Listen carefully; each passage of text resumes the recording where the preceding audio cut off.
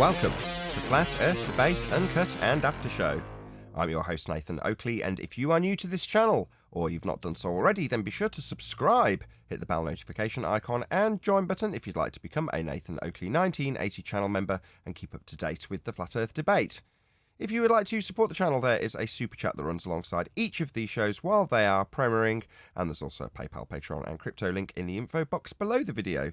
Speaking of patrons, I'm going to do a quick shout out to all of you who do support me on Patreon, so a massive shout out of thanks and appreciation to Christophe Fournier, John Travolta, JMels24, my anonymous Patreon, Unamento, M, Iron26, Endless, Flat Earth Sage, Goldie McKiernan, Phoenix Rising 86, Retro Bill, More Books, Canna Bear, Fibre Oats, Bogey, Michael Kahn, Rob H, John Kays, Patrick Gunnels, Will Brax, Mel B Styles, Troy Shuker, Hairy Blade, Mobile Mac 777, Neo the One, Rob W, Open Minded, Reese Pound, Del West Watson, Maria Neelands, Unbelievable Productions, Blue Ridge Ranger, The Real Gabster, Abraham Mohammed, Adrian Quintana, Skeptic 936, Life is Short, Texas Mike, David Wayne Foster, and Dank. So another massive thank you to all of you for supporting me on Patreon. Now I will hand over to whoever is in Gilded and Discord. No, one day I'll get it right. Whoever is in Gilded and G+, so you can enjoy their dulcet tones while I set up for today's live show. Hello. Hola. How you doing? So, the guy who bought this Monster Labo Beast PC got in touch with the guy who made it at Monster Labo to kind of ask, why is it that my friend, we'll call me his friend, Paul's friend, has had so much trouble getting this thing to run silently and passively? And the guy explained, oh, no, it should just run, and I have had it running passively at a PL1 limit of 125 watts, exactly as chips rated. So I'm like, okay, let's have a little bit of an investigation into this. So it turns out that you can and should, and as standard in Intel's specifications, have these two limits. One's called PL1, one's called PL2, which I was vaguely aware of. But basically, the stock frequency of the chip, which is 3.6 gigahertz, I'm going to say, something around there. That's the base frequency that everything on the board will run at. And then beyond that, you've got the boost frequency, again, which I was vaguely familiar with, but you just don't give it much thought. Well, when they say it'll run at 125 watts, it will, at the base frequency. And then anything beyond that is boost frequency, yeah? i.e. performing over and above what it should. Now, while I'm moaning that I'm having to downclock it from 4.9 to 4.6, actually it's still boosting to 4.6, which is performing above and beyond where it should be. So the fact that it's bouncing off thermal limits when it's rendering something and using all 16 cores and 24 threads or whatever it's got kind of makes sense. So I thought, okay, well, if that's the case and I'm getting it to actually perform boosted with a much reduced voltage and wattage, I wonder how it's actually performing, because I assumed it was just performing on par with the next chip down, but with much less power going into it. Well, no, not at all. So I looked it up, I benchmarked it, and I thought, it's not something I wanted to do. I don't want to get into benchmarking it and concerning myself, because then I'll start chasing numbers. So what I did instead was just benchmarked it and had a look online what other people with the same benchmarking tool had got on their chips to see where it falls. And it falls at the bottom of the pile of overclocked chips of that ilk, i9 12900K. So like, all right. So actually, getting it to run silently with a couple of very quiet fans when under load and generally passively when under normal loads is a massive achievement, considering I've actually got the chip to be overclocked, which I hadn't really thought about.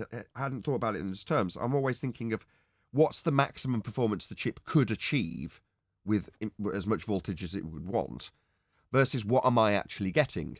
And I see that as a reduction. So in other words, if I know all of the chips out there can be set to run at 5.1 on all of the cores, then anything below that I see as less than the best performance it can achieve, therefore I'm not doing well. As opposed to thinking, well, most people just chuck it in and don't do anything. And if they do, they might not know what they're doing and might not get a very good result. So what I've actually achieved is what would be considered a crappy overclock for an i9. So it's like, right, so I'm at the bottom of the stack, still right up there with all i9 12900Ks. They're all in the same ballpark. There's no lesser chips in that sort of scoring range. So I'm like, all right, I'm hanging in there with overclocked i9s then. Wow, considering I've got it to run silently and at about half the power, I'm not even joking, I've reduced the power by about 40%, maybe almost more than that.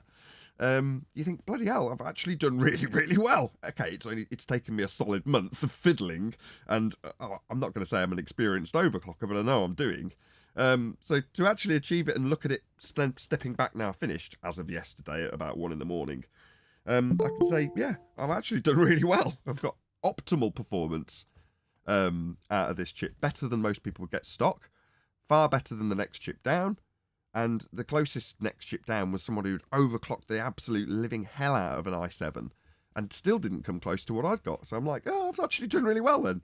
So I'm in a bit more sprightly mood about this PC, which I was a bit down in the dumps because I'm thinking, being passive, I've got limited performance from it. And I haven't. I've actually got extended performance because I'm good at overclocking. Not that I'm blowing my own trumpet, but I've got many years of experience overclocking. But you always kind of think, I'm sure there's someone out there who can do better than I can. Anyway, I just want to get it off my chest since I was up till 1 a.m. doing this. About solid. In the morning.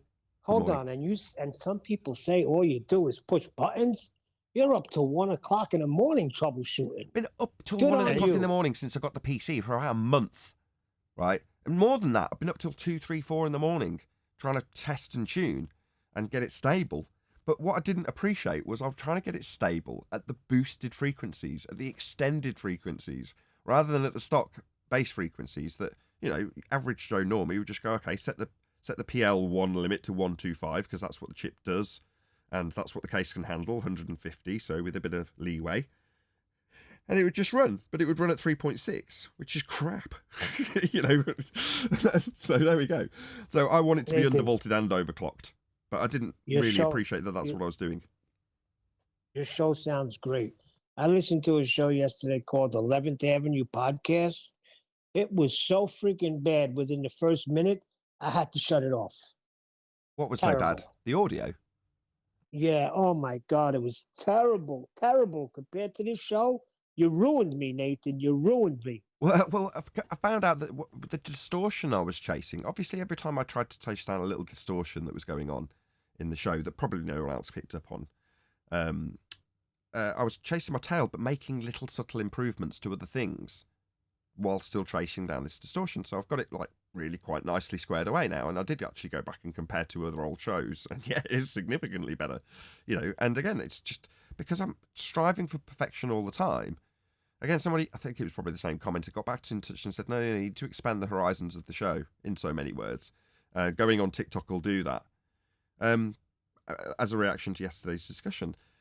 And I pondered on his comment and thought, no, my attitude really hasn't changed. If you've been around the show for a while and go, it seems like the information just slowly trickles through. It's like the knife sharpening example. The blade gets ever so slightly sharper each day, but we're not seeing it hewn from the ground, and it's not coming to the realization that the earth is flat in an instant, like when I first found the subject, or when I first found your show, finding out the intricacies of the scientific method, or how the angles to polarity used to make a globe earth model and things like that. Those sorts of revelations, you get them and then you go, well, what's the next thing? And I can remember it from watching Jaronism.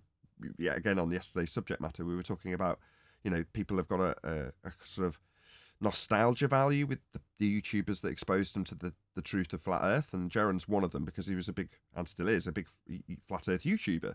Well, that means that people will have a certain allegiance, regardless of the nonsense that's coming out of Jaron's mouth at the moment.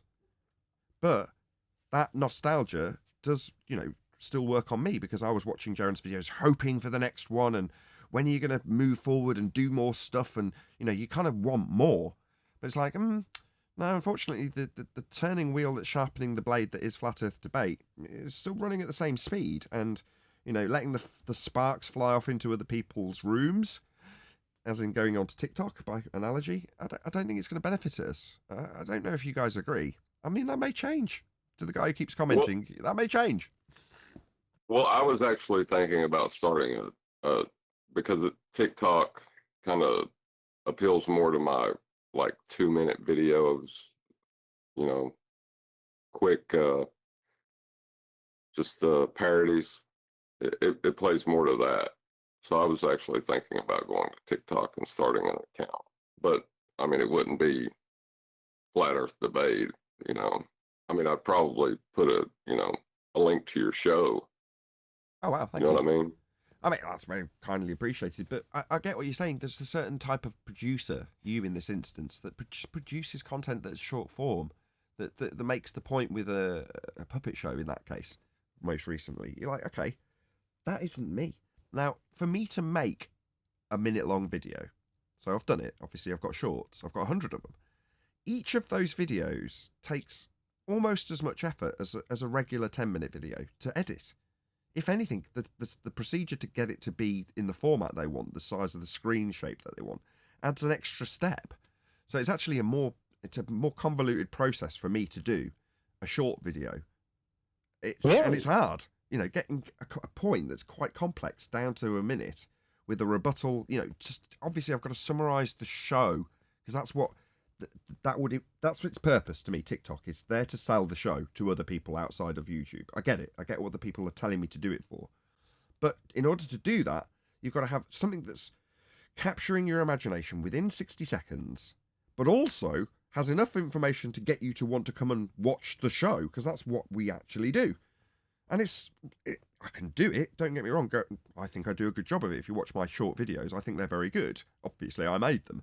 But by the same token, the effort level as what is actually only an advertising tool if I use it on TikTok. Number one, I don't have the time. I simply do not have time to do it. I've started the show off talking about I've been up till 1 a.m. That's a fairly typical, that's a day in my flat earth career. Nathan. Right. But hold on 1 second, Tim. I just want to point something out right quick, is that you've already done it. You've just got to change the format to put it on TikTok. Like, you already have the shorts assembled. I know that. All you'd have to... I realise. But then I have the extra workload of monitoring TikTok, right? Which I don't have enough hands to do. I barely have enough resources to manage my YouTube account. Now it's got a bit bigger, which is lovely. Obviously, everyone strives to get to that stage, and I don't want to sound like I'm moaning, but there's more comments and general admin work to do for the channel than I can cope with it, obviously, but it occupies every hour of every day. So to add something else into the mix is just like, no, I'd have to streamline what I do quite significantly to be able to do that.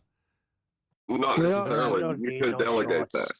You could delegate that work to someone else. I could if I was paying a staff. If I had a staff, then I'd do that, but I don't, so I can't. You do have a staff. It's called a panel. I'm in no position to delegate anything. I get what QE does, right? When Adam comes on and starts telling about how he's had delegated this, that, and the other as the emissary to the Ethereans, I just laugh and just think, well, I mean, yeah, you can get people to do things like that. As a salesman, I could get them to part with money, So it's not beyond my stretches of imagination to understand that I can delegate, as you're suggesting. I just don't want to. You're not my staff, and I don't ever want to have to feel like I've delegated to you. That's outrageous, in my view. Well, what? I said that wrong. Can I get in for a minute? Well, I just want to say, what if they volunteer? All right, I'm done, Tim. I'm sorry. If somebody volunteered to do TikToks, which they have, I've said, go ahead. They've gone, can I do it? Can I go and do TikToks? Now, there's a big difference between somebody setting up a TikTok and essentially using my material. That's what they mean, and that's what they've done. As opposed to someone coming and saying, I want to set you up a 1980 Nathan Oakley TikTok and publish for you on your behalf to your TikTok. Nobody's going to offer that, and I wouldn't imagine that they'd want to do that. I wouldn't want to do it for someone else. If Arwin said, well, can you just do my TikTok for me? No. Do your own, or accept that other people will mirror your stuff on their TikTok. Nathan, what did you do when YouTube and all the other things started going sideways? You spent more time working on your show, as I recall, right? When what started going wrong? not wrong, but there were things that were happening, and you said I have to do things to keep my channel going. So I'm working on Okay, this. I know what and you're talking about now. So when YouTube stepped in at Congress level and said we are putting a tramp stamp below the people and we are promoting, I can't remember what the term they said, favourable content, which basically means the opposite of what they're saying. They're not promoting favourable content, they're demoting unfavourable content to the bottoms of the lists. So by effect, putting the other crap at the top of the list. But that's what they essentially did. But that meant that my viewing figures, when I was reachable through a search, were plus 200, sometimes 250. When it was at its peak, 300, 350. Immediately it dropped to under 100. So therefore you have to put in more effort. You just have to do something about it. So producing more thumbnails, again, I've got behind on that. I haven't had time to do it because of the new computer and fiddling with that all day. I should focus on the thumbnails, but things like doing thumbnails daily, that's a lot of work, but I had to do it to get the click rate through on the people that were seeing the same thumbnail day after day after day. Okay, hold on. Let's not get stuck in the mud. So you did things when you had to do things, but you're in the mindset, because John gave you the answer. It was the same thing I was going to say, but he said it. So he said, you already got 100 short videos. Now, all you got to do is realize you don't do the same effort because you've already got them out. You don't think the same way about TikTok as you do about YouTube, your main channel, the way your show's designed. So it's a throwaway ad is how you got to think about it. So take your 100 short videos, go start a TikTok account this weekend, and put so many on per day or week or whatever you want. And you know, you sound just like every sales manager I've ever had ever. Okay, well, let me finish the close before you buy. So then what happens is I run into TikTok. Let's say I'm one of those people on TikTok, and I see the short video. I say, God, this is pretty good. In fact, this is pretty funny. Who is this guy? And then just have a link to your show. Okay. That's it. Yes, I get what I need to do. I'm not. It's not beyond me to understand the work involved. Let me finish. I know you know all this stuff. I'm just saying it for the sake of others. So I already know you know all this stuff. What I'm trying to point out is you're hesitant because you're approaching TikTok the way you approach your main channel and say it's a lot of work. Get that out of your head. You've already done the work. That's not what I mean. So like with sales managers, when you're saying, no, I'm stretched as thinly as I can be. I'm doing all of the service work and the sales work. No, we just need you to put together a call log, and then it'll only take you 5-10 minutes out of your day. What, when I'm on the motorway doing 120 to get to the next trip, to the next visit? when are you going to put in this 5 minutes to do this? That's what I'd say to the sales manager, and there'd be this snap back and forth where they're like quantifying how it's only a few minutes. It's you just do it in a throwaway way. It's like, so when I do it in a throwaway way and it doesn't develop any results, you'll say, well, you needed to have done a better job of it. But as a result, the time that has been spent doing it hasn't been spent doing something else. Now, you could say, well, you didn't need to tune your PC to 4.6 gigahertz. You could have just accepted that it would throttle at 3.6 and just got on with your day and done more thumbnails and done your call plan. Yeah, I could have done. But no, I want it to run perfectly for 5 years, so I've dedicated time to that. But more time than I've got. I'm nearly done. More time than I have got. So even as it is, what's the word? Neglecting certain aspects of my YouTube channel as it stands to get the PC tuned and being up till all hours in the morning to do so means that, as I say, certain aspects of the YouTube channel get neglected. Now you're saying, it's only an extra 5 minutes. What, till 4 in the morning? No, I just don't want to do it unless I can streamline what I've got. Now I've got a new computer. There's various aspects that I hoped I would streamline, mainly in terms of the setup of the show, that would save me an hour. Right? Or thereabouts, maybe 40 minutes. But that isn't to be. What I would hope a new PC would do, it's like meet the new boss, same as the old boss in that regard. What I could get the old PC to do, I can only get this PC to do in the way I set the show up. So it still takes a huge amount of time, which is disappointing, but just the way it is. So where I'm trying to streamline things to give me more time, ideally, I'd quite like to have that time. You know what I mean? But, TikTok might get it from me. Yeah, Mike, it just took forever. Look, why do you think they had business cards back in the day? Wherever I went, I would just give a business. So if I'm going to the store, I'd hand out business cards to the checker. If I'm going to a gas station, I'd hand out business cards. Just, hey, I'm in this business. I help people save money. If you know anyone, pass it out. Thanks a lot. And that you're just advertising. Now you've already done it. You don't have to stay till 4 o'clock every night to fix your chip issue. You've already done it. Maybe maintenance every now and then. Every sales But you've already produced. But you've already produced 100 videos. Treat them as a business card and just throw it out there. Set up a channel will take time. I don't know how long it takes. I'm not on TikTok. Posting it will take a little time, but you don't have to produce anything. You already got it. That's what John is trying to say. And if it doesn't give you any results and people don't navigate from that other platform to this, hey, at least you tried and you saw that it didn't make a dent. But what if it did? Right, and another thing about just before you start, I'm going to be in the other room, so if you don't respond, I am listening to you. I'm just going to get coffee because I'm going to run out of time.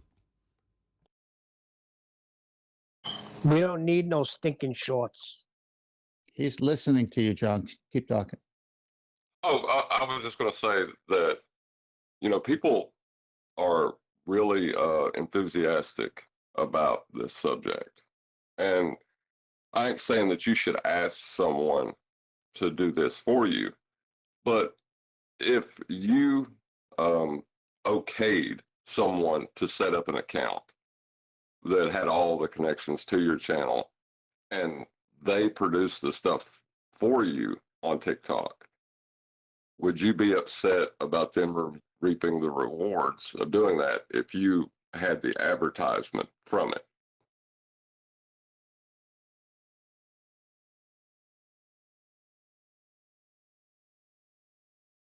I was just watching a TikTok on Flat Earth Banjo. Hey, hello. So I'm not really sure. There were hot chicks telling us about the 66.6-degree tilt of the Earth and everything. So I was wondering about the same question, and I'm not really sure how a platform like TikTok would serve. So nice to know you are also talking about it or thinking about it. Hey, Arthur, how you doing? Good. Fine. Well, it's funny because my wife will say, look at this funny video, and it's from TikTok. So Yeah, my wife too. Obviously, someone sent that to my wife because she's not on TikTok. So someone sent something to her. And it's like, well, someone will see it who's a flat earther and send it. It'll go viral. I don't understand this. Yeah, but aren't shorts the same thing, though? The shorts that come out, aren't they the same thing as TikTok? Quick Well, little Neil, videos? It's a different platform, Neil. Just because you make commercials for television, does that mean you shouldn't put things on the radio? Yeah, I see your point. It sounds like, listen, I don't know the work involved in this stuff, but when I hear him talk, it sounds like he's up late. He's doing all types of work, and it's just something else on his plate. So, like, if it's delegated to somebody else, then yeah, fine. Go ahead, John, do it. No, Neil, you're missing it. The work is producing the short. That's the work. He's done it. I understand that. Okay, so it's as simple as setting up an account, and then whenever you put a short out for YouTube, just open that account and put one there. Click, click, click, click, click. What, half an hour? So just push some more buttons, right, Ted? Well, look, if I was going to try to grow a show, if I was interested, I'd be business cards, flyers, TikTok. I'd be doing it all if I'm trying to grow a channel. Yeah, he's just being lazy. He's being damn lazy, Nathan. Now, quit that.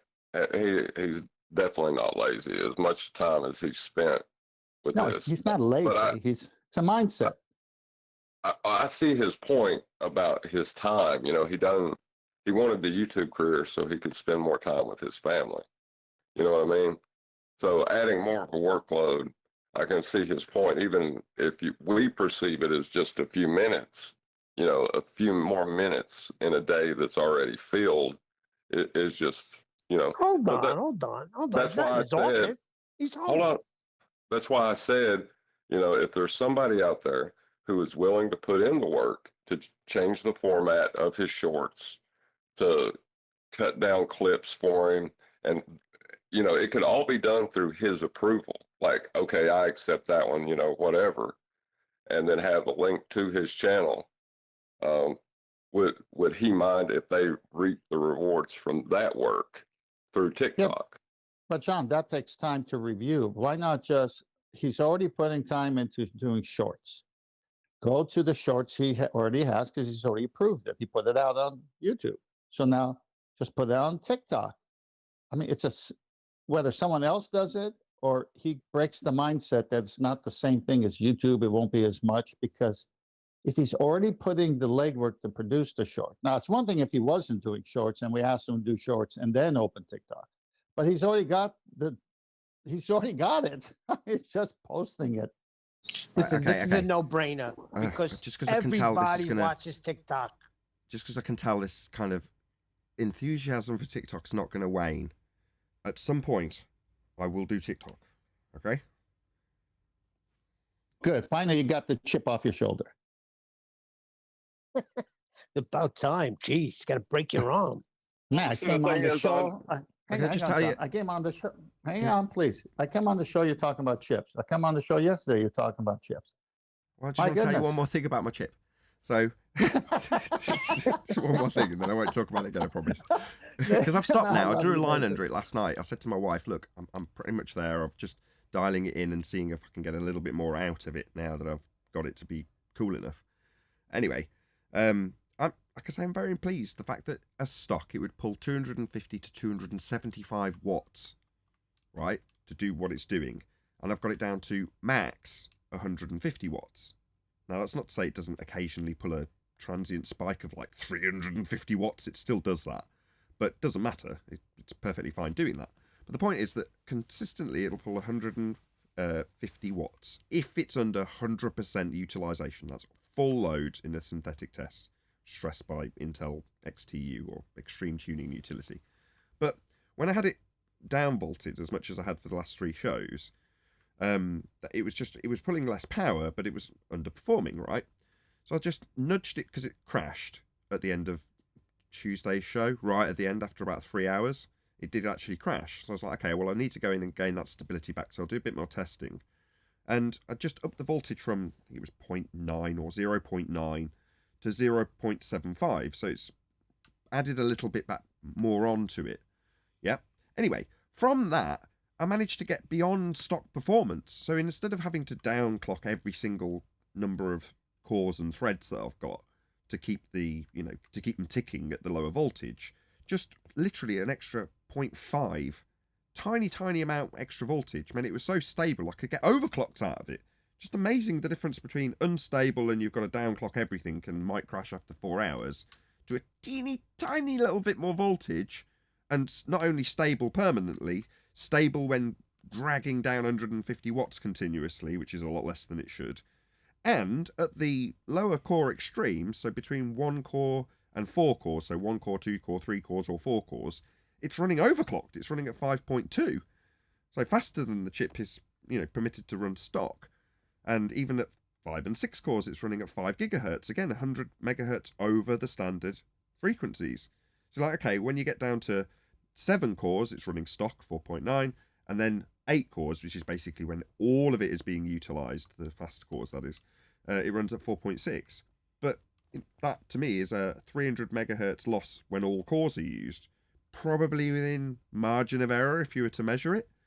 So I'm just delighted. I've actually done far better than I had hoped, and I just wanted to get that on tape. Only you, Nathan, would take a reference of chip on the shoulder of someone who wants to be quarrelsome and get into a debate, and I'm using it as a pun, and then you use that and go into a whole new segment about chips again. Only you. I mean, this is amazing. Yeah. I thought that was well done segue, actually. It was beautiful. Well, I'm not going to get to do it again. Nobody's going to tolerate me talking about this computer anymore after today. It's Friday. I don't normally mention the day, but it's been a week solid of me, tuning the computer and talking about it because I've got it physically functioning without crashing. So, people will get bored, and I just want to get it out now. I've finally drawn a line under it and sort of make a note on air, so to speak, as live, of the clock frequencies I've got and what I've achieved and how pleased I am. Well, at least you don't take a passive effort to get into a solid state. Well, it does run. It runs passively. To all intents and purposes, right now, if I look down at my... No, I'm totally lying. It's not running passively at all at the moment. The fans are running. But nevertheless, I can't hear them, which is all that matters. All right, I'm going to go make that coffee. The machine's hot. I've got 3 minutes. I just gave you 3 puns. I gave you 3 puns, and you still go back to the computer. My goodness.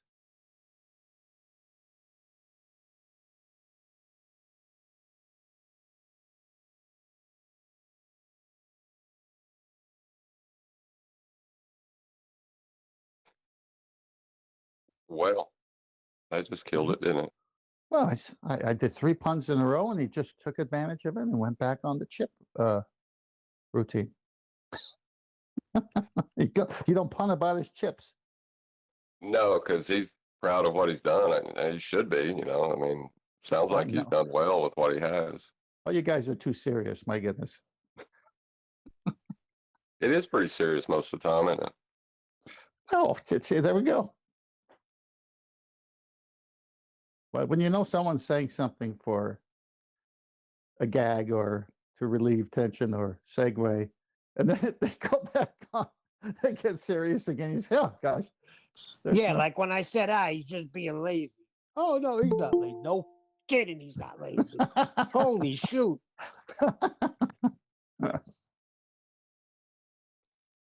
He may be more passionate about the computer at this moment than he is about the nature of reality. That's an absolute for certain, because in order to attack the nature of reality and help people see it, it's got to be quiet, no fans, everything's got to be perfect. Well, you know, You got it. It's a good thing he's like that, because if I was in charge of that aspect of the show, it would sound like crap. Yeah, John, but I'm telling you, that show on the 11th Avenue podcast, it was so bad. I mean, I couldn't even listen past a minute. You heard every single noise except their voices. Very frustrating. He's ruined my ears. Hey, all right. Yeah, the extremes of a bad show are terrible, and the extremes of a really good show are fantastic.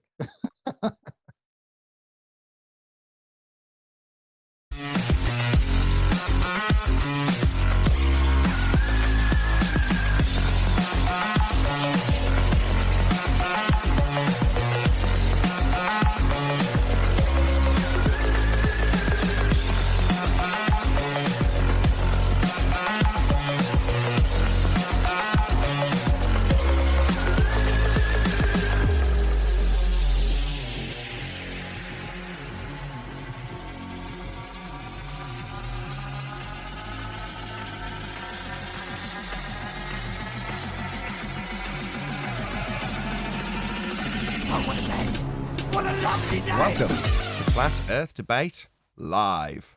I'm your host, Nathan Oakley, and if you are new to this channel, or you've not done so already, then be sure to subscribe, hit the bell notification icon and join button if you'd like to become a Nathan Oakley 1980 channel member and keep up to date with the Flat Earth Debate. If you would like to support the channel, there is a super chat that runs alongside each of these shows while they are live, and there's also a PayPal, Patreon, crypto and thanks button in the info box below the video.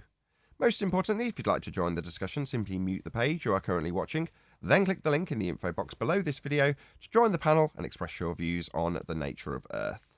If you do join, please don't swear. If you do, you'll be ejected, and if you are, please don't try to rejoin the stream using sock accounts. You'll be warmly welcome back on the next stream. Please also share the show on social media. Sharing the show obviously increases the live audience, but this in turn increases the chances of a more diverse panel, so please share the show on Facebook and Twitter. Now, we are joined by Neil, Righty Curvature, Arthur, 10th Man, Arwin, and a whole bunch of people in Gilded, so welcome one and all. Hello, good afternoon.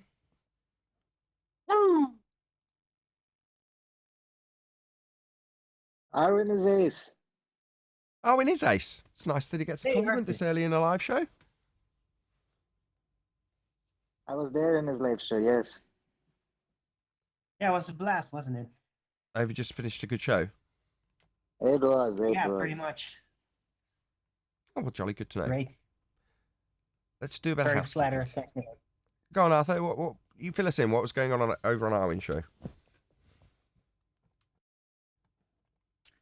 There were those globetards, MC Banner and Akumo Virus, who were going on with their same old horse shit, that Newtonian laws of motion are still applicable, although Arvin kept insisting that no, they are fundamentally not compatible with each other. And there's a very nice example which Arvin gave of two puzzle pieces, both of which have hooks outside coming out.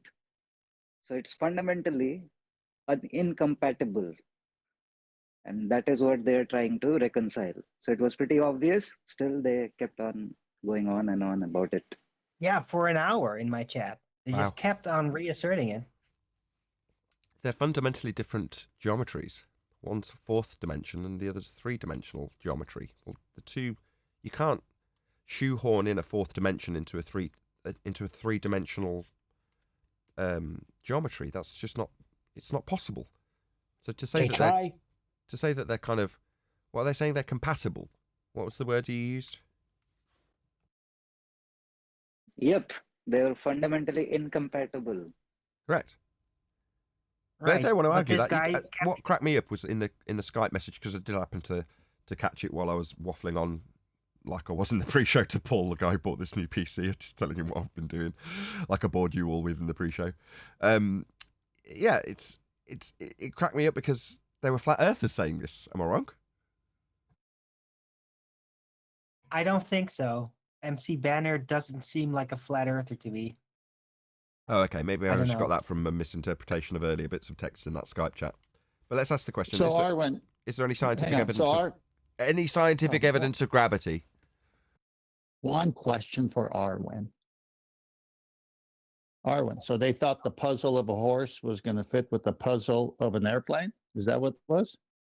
Well, what it actually started out with is that the guy said that Einstein himself said that, I don't know, his equivalence principle was compatible. So he said that Einstein stated that it was compatible somehow.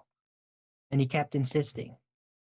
But I think he was just kind of twisting the words, and it's just gave me a headache. Did we get a hello from anyone in Discord yet? Or Discord, Gilded? Feel it. Hey, Righteous, good enough. Let's start there, though. Any scientific evidence of gravity? I have something here. It says, what is the evidence of gravity? The proof of gravity is the demonstration that the phenomenon happens. A casual demonstration would be to hold an ordinary object out in the air at arm's length and let it go. Watch it fall. The object and the earth just accelerated towards each other when there was no other significant force acting. Stop. Hold an item, I've got a helium balloon, out at arm's length and do what with it? Let it go. Let it go. It's just gone up. Oh, dear. But this is what they do in school. That's what they say. Oh, hold on. In school. I'm not done. I've got a bit of water. Now, I'm very patient, but I'm going to hold this little tiny puddle of water outside all day. By the end of the day, it's gone. Not because it's dribbled through my fingers, but because it's gone through a phase change and evaporated. Just merely by being heated by my hand. Or the sun. Well, that's not going down either. Well, that debunks that, doesn't it? Yeah, gravity's nonsense. Some stuff goes down, some stuff goes up. That's a phenomena that we experience. Some stuff remains neutral. You can have stuff in water that's not going up or down. It just remains neutral. Right? Oh, you can have stuff in air that does that as well. Asbestos will remain neutral in air when made friable. Right. It won't go up or down. So therefore, to say, well, the reason we've got gravity or gravity is, and then start with an explanation now, if you put something out at arm's length and release it, it drops. That's nonsense. Plenty of things don't drop. They go up. Some things remain neutral. Therefore, the phenomena, if you're going to describe it at all, is some things go down, some things go up, some things remain neutral. Why? does that happen? Why is that a phenomena we experience? But that would be the phenomena. So a citation was demanded of Arvin of his claim that F is equal to ma does not apply to gases. So Arvin may have said it in, I'm paraphrasing, in some other words. Yeah, I did say Yeah, that. so But- a citation was demanded of Arvin then.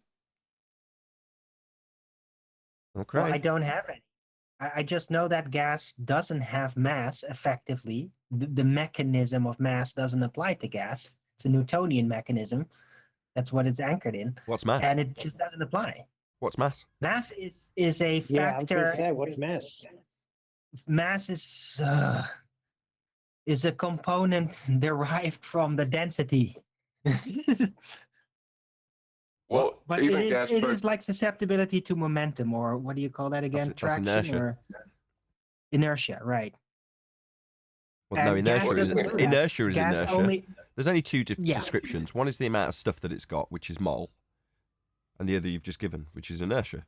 But mass is essentially undefined because it's got a equivocation, which is to say that it's got other definitions that are the same as the definition of gravity. You've already got a definition for inertia, and you've already got a definition for mole. right. And besides, mass is, to me, is really effectively derived from weight, which is, well, based on relative density principles. So air weight, water weight, vacuum weight, those are all different types of results for the same claimed effect, right? The same different numerical output. Well, yeah, you're right and wrong. They aren't different. They're the same. It's just medium specific. But you already said that in terms of relative density, because relative to what? Well, the medium.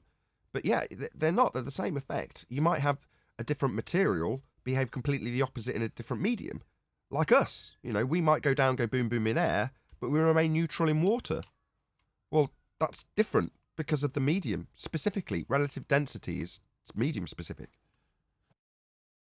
So I guess at this moment, we're just waiting for the ballers to recognize when the penny drops.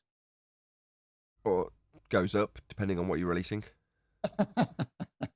Just And obviously, it's once been they 7 years. 7 years. And still waiting. Well, trying to put gas pressure into the force convention is a bit problematic in of itself. And you know what was done by a virus? He said F is equal to ma, and right beside that he wrote P is equal to F by A.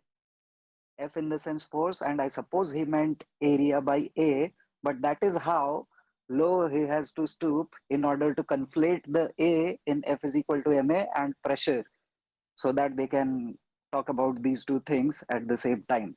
It's not the same A. P is equal to F by A has A is equal to area, right? Force per unit area. And A in F is equal to ma is acceleration. Are you hearing, virus? I pointed it out in the chat. And did he recognize your correction in the chat? No, course not. whistled past the graveyard. I don't miss virus, I can tell you that much. Speaking of surface area, any evidence you can have gas pressure without the necessary antecedent of a container to press upon? Negative.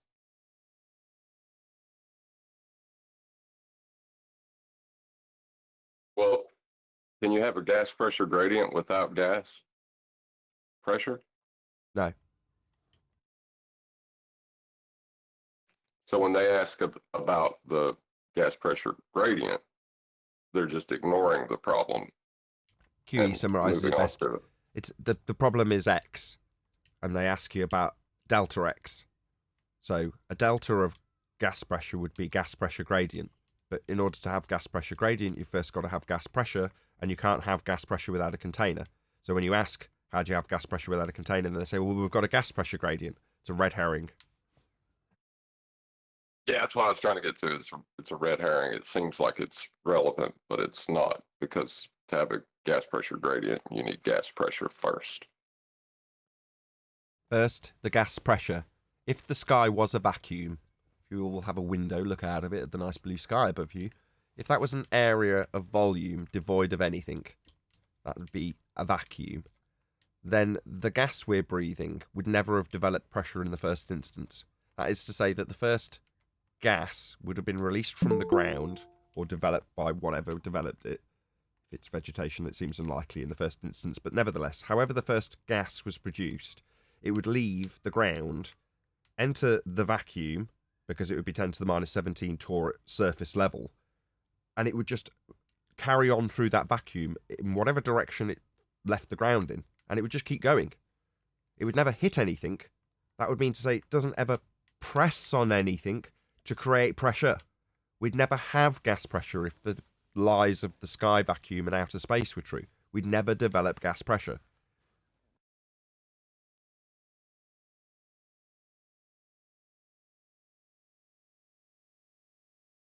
Well, thank You know, God for those rebellious gas particles. Hey, Come on, guys. chocolate. You know, when we were all kids, I remember wanting to go play with the soccer ball or football or volleyball, you name it. And hey, this is flat. Who's got a pump? I mean, we don't know these rules about the, you know, the, how can I put it, with gravity, with F equals or whatever. You know, no one thinks that way when they're a kid. They just say, hey, it's flat. We need some air in it. Now, if we knew we could put air in something and as we put it in, it escaped, we just get a new ball. Something's wrong with that ball. So everyone knows what we're talking about here. Then they go to all these extents to try to say, well, it works down here on Earth with the ball and all that, but there's something else that keeps it on Earth other than a container. You really have to stretch and strive to get rid of all the examples you saw as a kid. Well, it's sort of like you saying that dogs exist, and then my rebuttal would be like, well, what about chihuahuas? Huh? You know, what about this chihuahua over here? That's what the gas pressure gradient, you know, it's just. Well, I'd say That's a you're good barking up the comparison, wrong yeah. tree.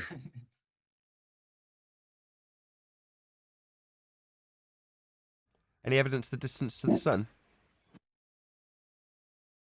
Well, wherever it is, it's not over there right now. Lovely here. So Not that I like talking about the weather, but yeah, beautiful. According to Beautiful over here, 99% of too. the class, sorry, according to 99% of the classrooms all over the world, the sun is 93 million miles away. What's the problem? Prove me wrong. How did they measure that?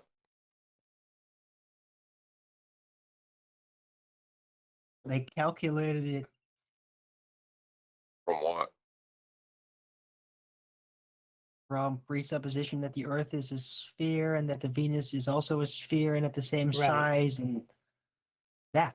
I mean, it's not convoluted at all. Well, no, even that in and of itself had to be derived from a measurement. What was the initial measurement? Hold on, tell them all when they just looked at Venus, it's the same size as Earth. What's wrong with that? The little assumption they took, and then they went from there. But you still need a measurement of something before you can Well, do today- a John, the bottom calculation. line is it says 93 million miles away in the books. John, the measurement they say they are using it is R. No, they had to derive R from somewhere too. Like, what? Where are they measuring all the? They're measuring this stuff from Earth, right? That's the question. Any evidence of the R value? That's Earth as a sphere with a radius value.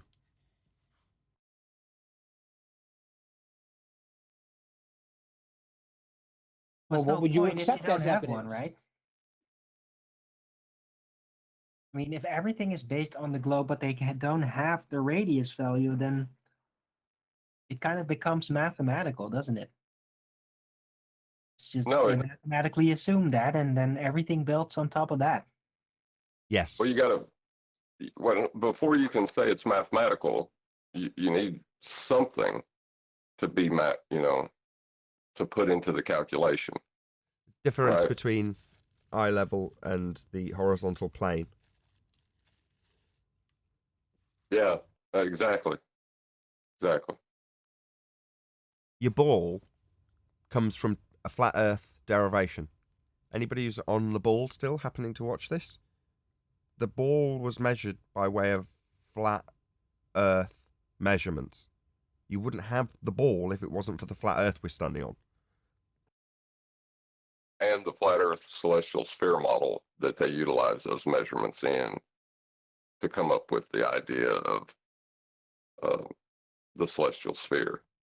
So you need a flat Earth to measure, and you need a flat Earth to be modelled, that would be the celestial sphere model, in order to derive a heliocentric globe Earth model. Not that we're standing on one. We've measured a flat plane, modelled a flat plane, and then you've taken that model of a flat plane with the sphere of the heavens around it and turned that into a ball. Sad. And it's rightly named because when they find that out, it is a true depression angle. Yeah, that's the derivation. It's the depression angle. They've called it a dip angle measurement when Al-Biruni is claimed to be measuring the R value. But what's he actually doing? We know he's not measuring a ball because he takes the height based on a flat plane measurement to get the height. He can only do it that way. So his starting point is a flat Earth when he starts doing the measurements. The fact that he goes forth to then assume that the dip is based on a curved surface moving away when he just measured it flat to get the height of the mountain is neither here nor there. He's had to measure a flat Earth in the first instance. Al-Biruni. But for the audience to understand what happened and how they hijacked it, is if you're at a big warehouse and the ground is flat, obviously, for the warehouse to hold objects, and you stand on an object and look down at the ground, you're going to have a depression angle to the flat surface. Al-Biruni on top of the mountain had the same thing. And he says, okay, well, I'm going to use that, like John did, made his kitchen into a sphere.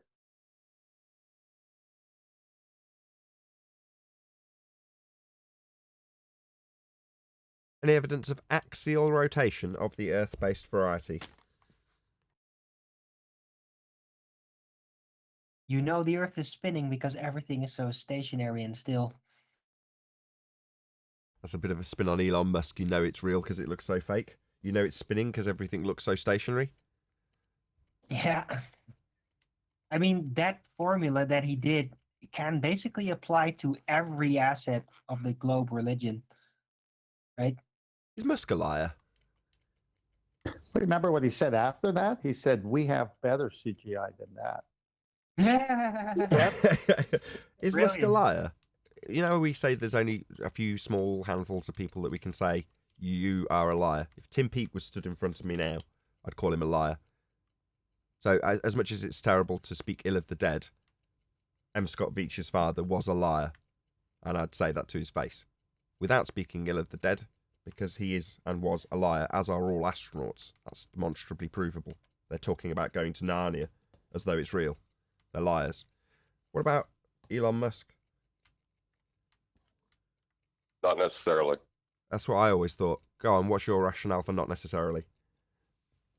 Well, it's not like he's designing the spaceship, getting in it, and going to the second law of thermodynamics violation. He's just reaping the benefits of people claiming to do that. Sack of shit. If you had all that money, yeah, first thing you're doing is going up in your spaceship.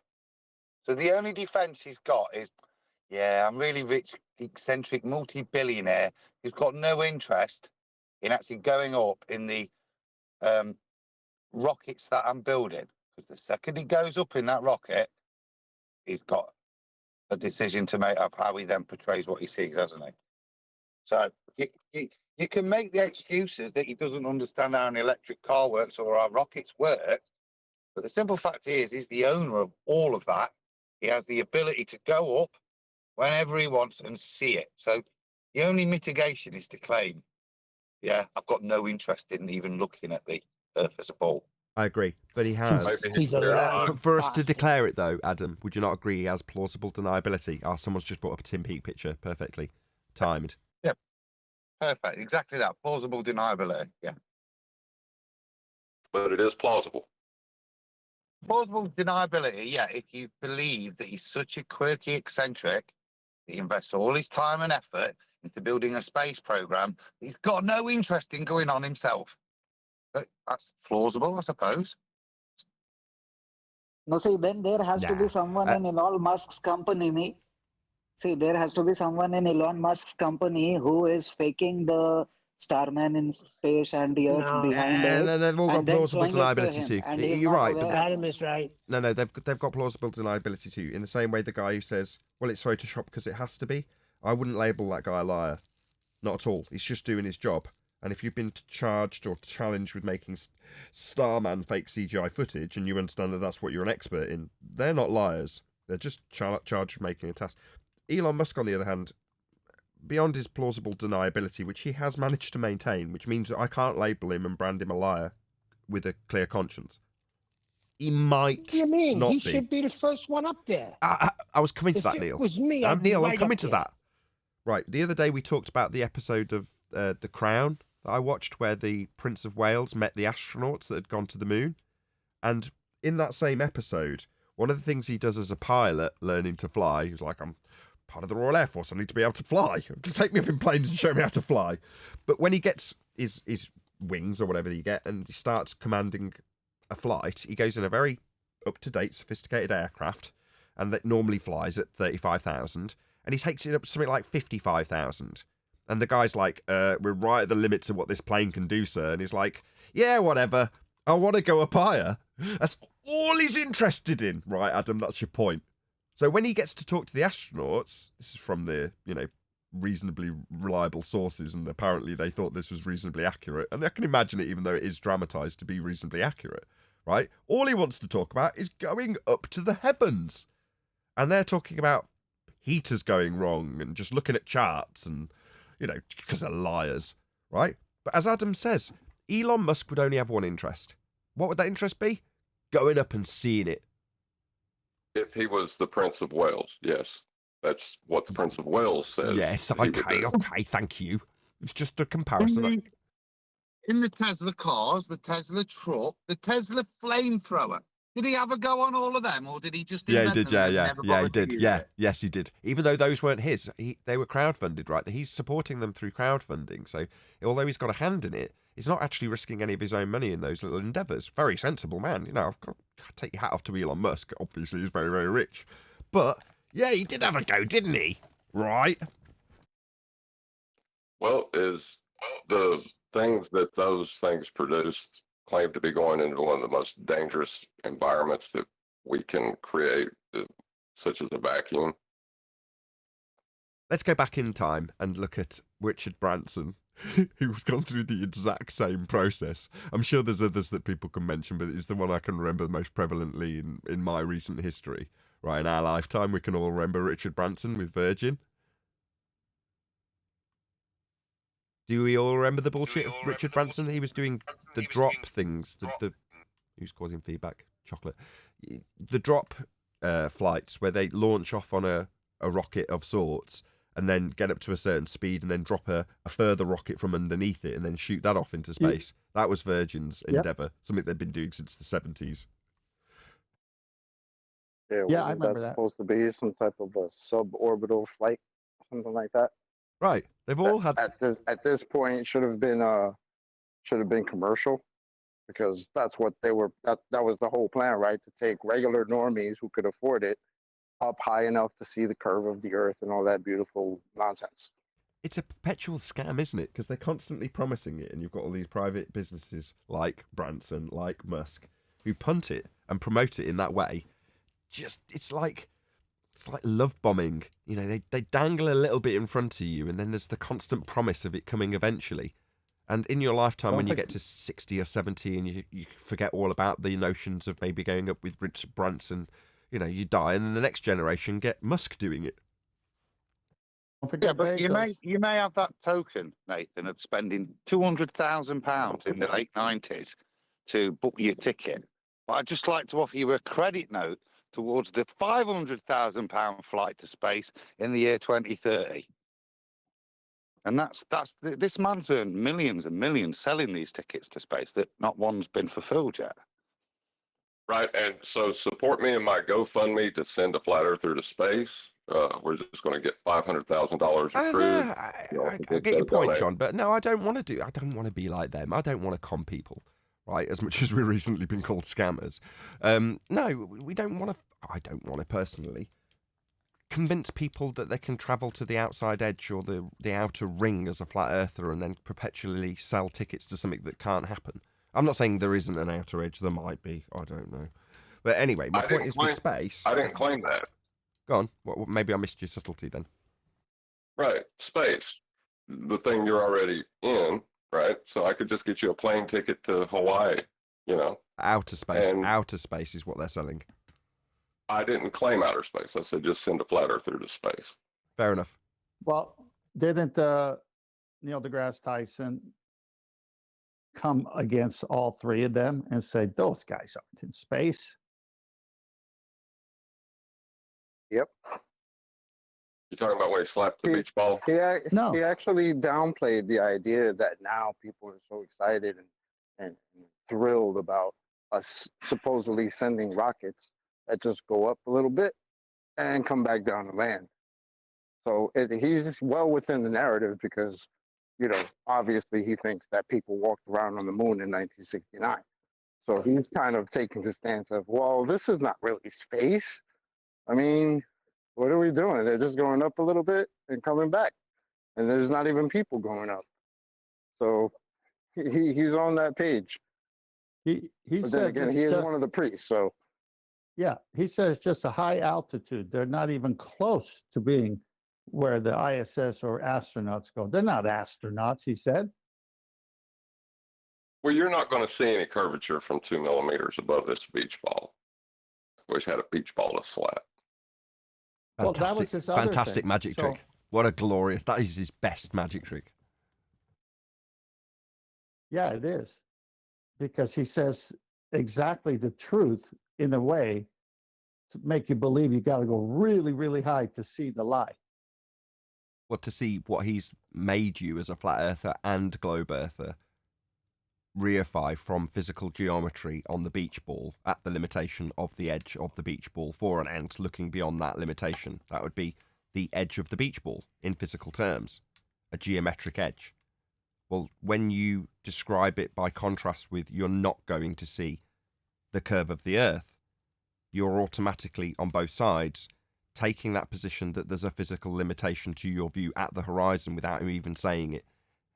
And he also drops into that same particular magic trick. That stuff is flat.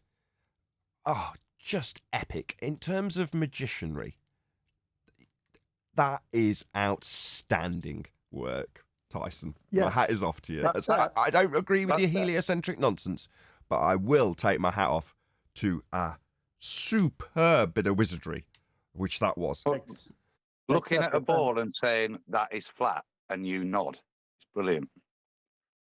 Except when you go pull up the origins of this globe and how they used the bottoms of ships and buildings disappearing.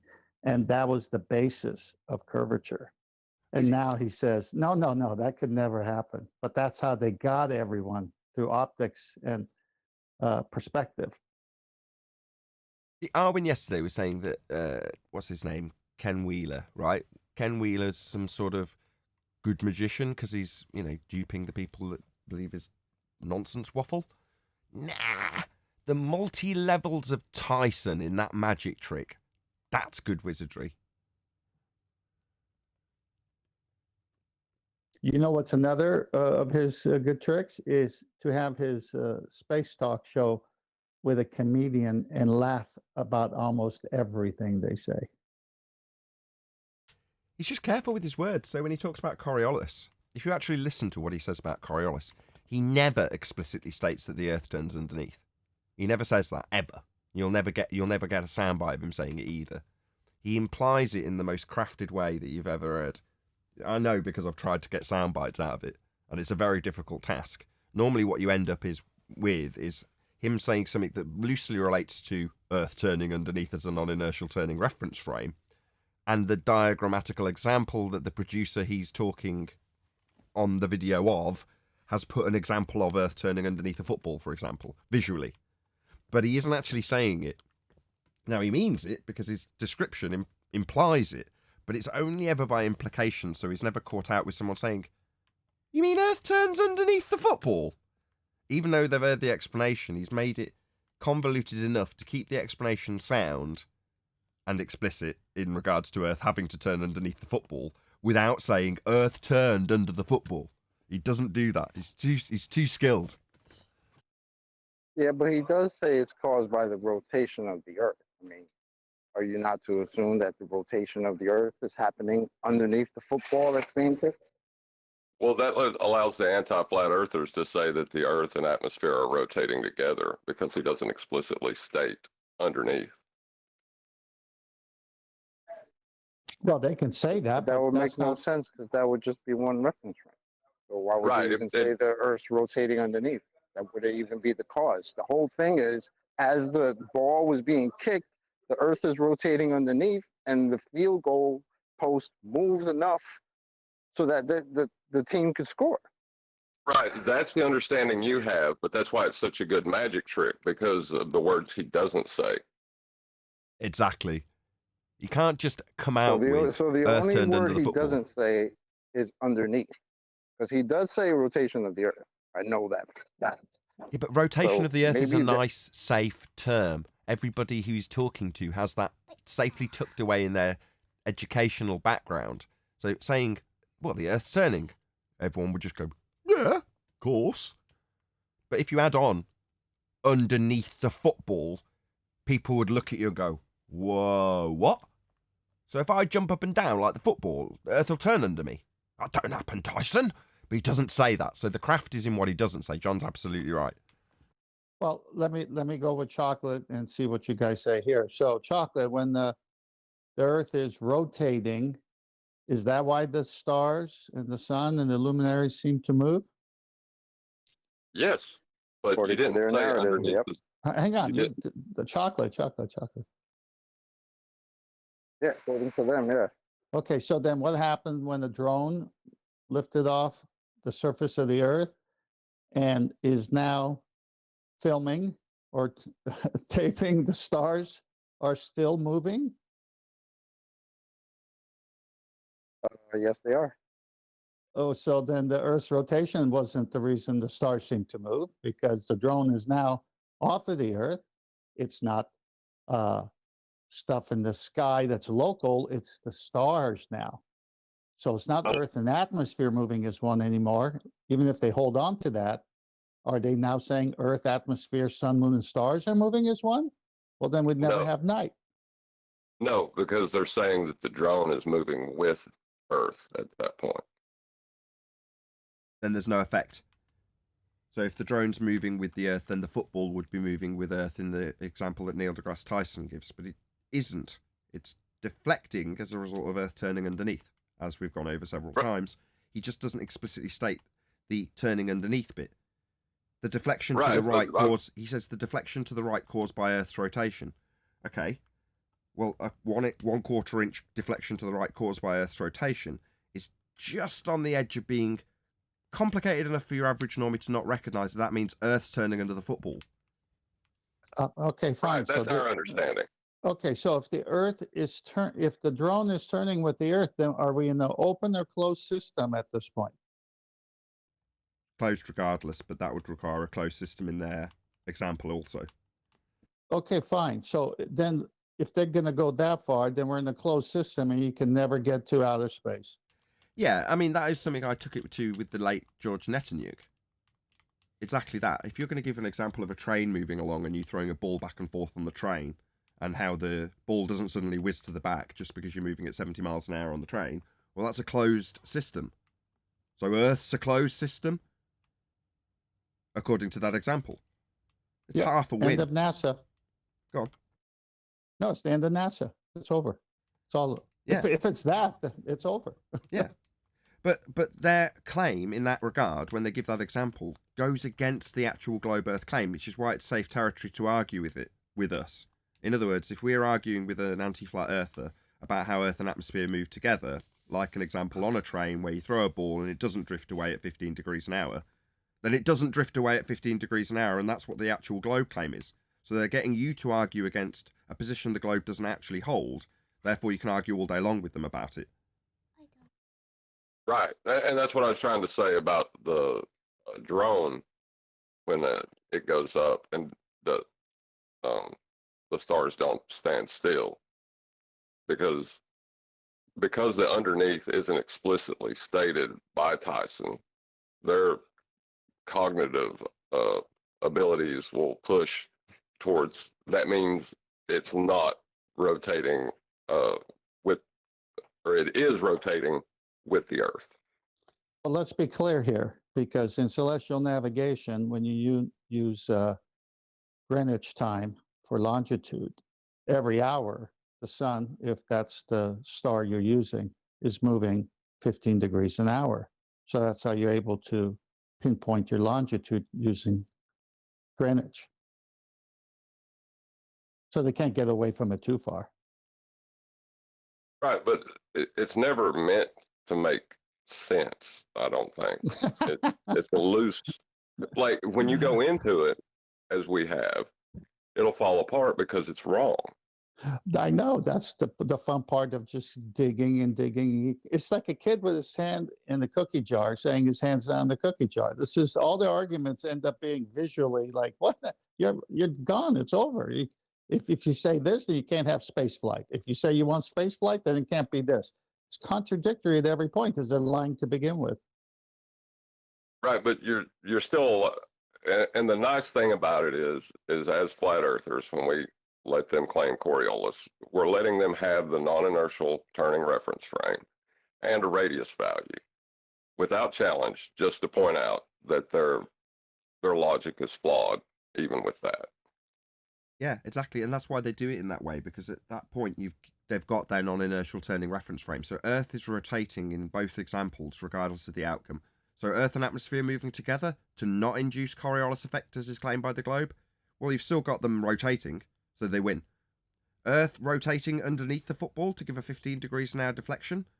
Well, Earth's rotating as a non-inertial turning reference frame. You're giving it to them either way, regardless if they fight the anti-flat Earth, we're not going to see any deflection position that Simon Dan foolishly put to me, or if they were actually fighting for the globe's position of non-inertial and inertial reference frame inducing a Coriolis deflection as things leave the ground, like a football.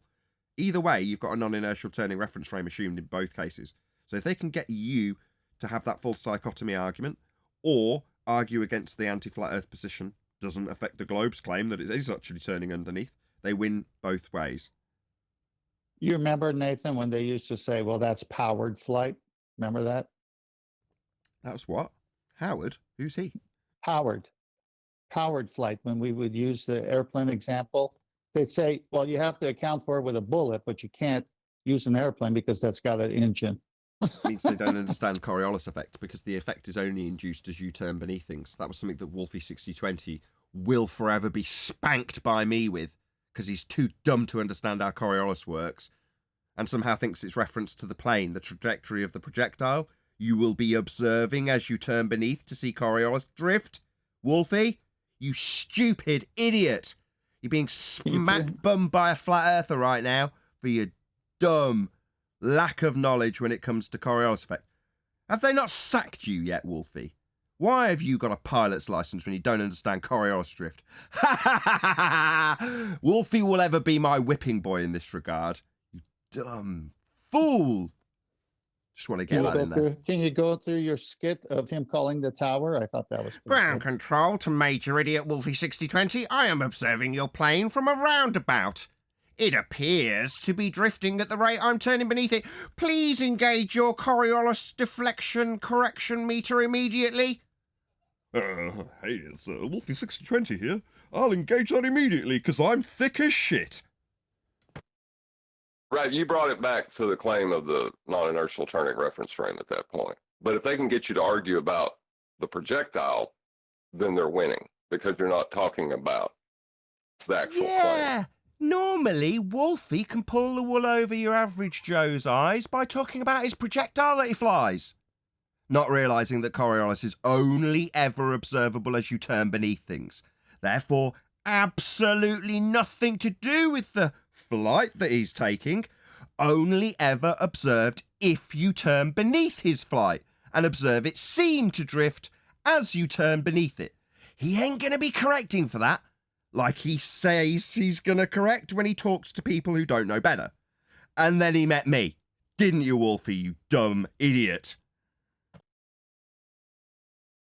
How they taste, Wolfie, you dumb idiot? You want to come across to your audience as being knowledgeable because you fly a plane? Yeah, it didn't take me, the flat earth, along to point out how stupid you were. You can only observe drift if you're turning beneath things, Wolfie. You're not going to be correcting for that in your plane. And that will forever be your idiocy held up with a light shining on it by me. Because you are fact stupid. That's Wolfie6020, YouTuber, pilot who should be fired. Putting people's lives in danger, thinking you're correct for drift you only observe if you're turning beneath things. The man should be fired. And I'll say it till the day I die, Wolfie. You should be sacked. Yeah? What are you going to do about it? I'll just laugh at you. While you go, oh, I'm really clever, I understand Coriolis. No, he doesn't, ladies and gentlemen. Wolfie's just stupid. That's why I'm educating him right now. That's what this is. A flat earther educating a pilot about Coriolis effect that he doesn't understand. You like that? You like those apples, Wolfie? How they taste? Yum, yum, yum, yum, yum. Well, and this is one of the cases where I would disagree with Betty about assigning an argument to an individual because he is claiming to be a subject matter expert. He has training as a pilot. He should know better. You should know better, Wolfie. You shouldn't ever be in a position where a flat earther has to correct you on your lack of understanding of Coriolis drift. You should know better, Wolfie.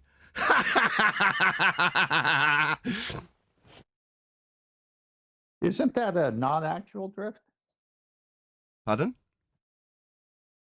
Isn't it a definition of Coriolis not actual drift? Yeah, it's an illusion. Only observed as you turn beneath things, not accountable from a plane, like Wolfie states, because he's stupid. So if it's an illusion, how do you correct for it? You don't. Again, we're- Wolfie thought we're you gonna corrected for need- this illusion that nobody's actually experiencing in physical terms. It's not actually happening. You're never going to correct for that illusion. Again, it's just Wolfie. He's stupid. Like thick. Like needs firing.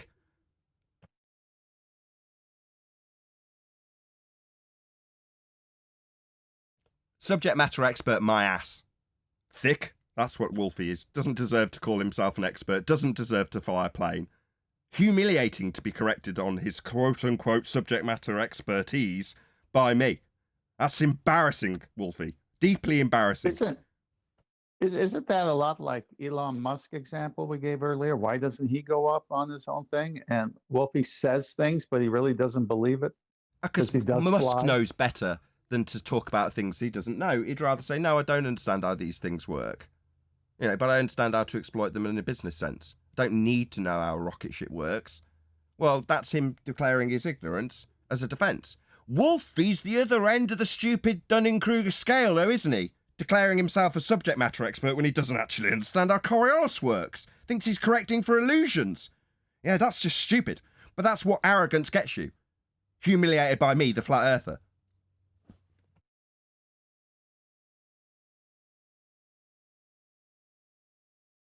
I'll stick him on the thumbnail for today's show.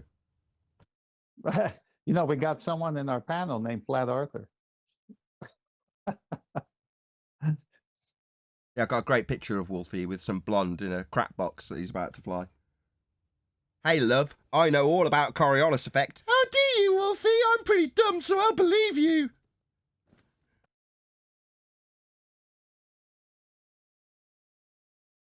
Moving on. Any evidence of a self-perpetuating molten iron core at the centre of a presupposed spherical Earth?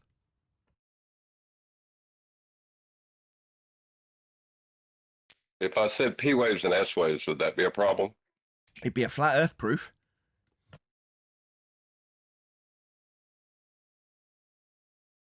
Then I probably shouldn't say P waves and S waves. So.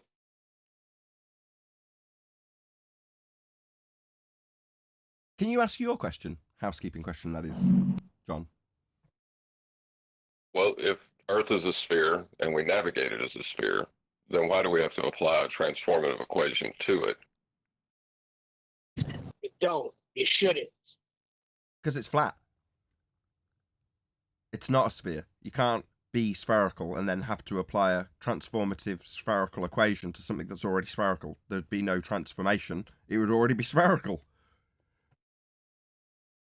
You know what goes along with that, but on the other vein is Bacon, when you're eggs. using a sextant and you sight the horizon and you're 10 feet above sea level, you must subtract the 10 feet so you get a 90, which makes the Earth flat. Any evidence that you can acquire an elevation angle measurement from a curved baseline? Negative. If you could just get past this flat plane, we could calculate it as a sphere together. No comments from Proto Thad in yesterday's show. Yeah,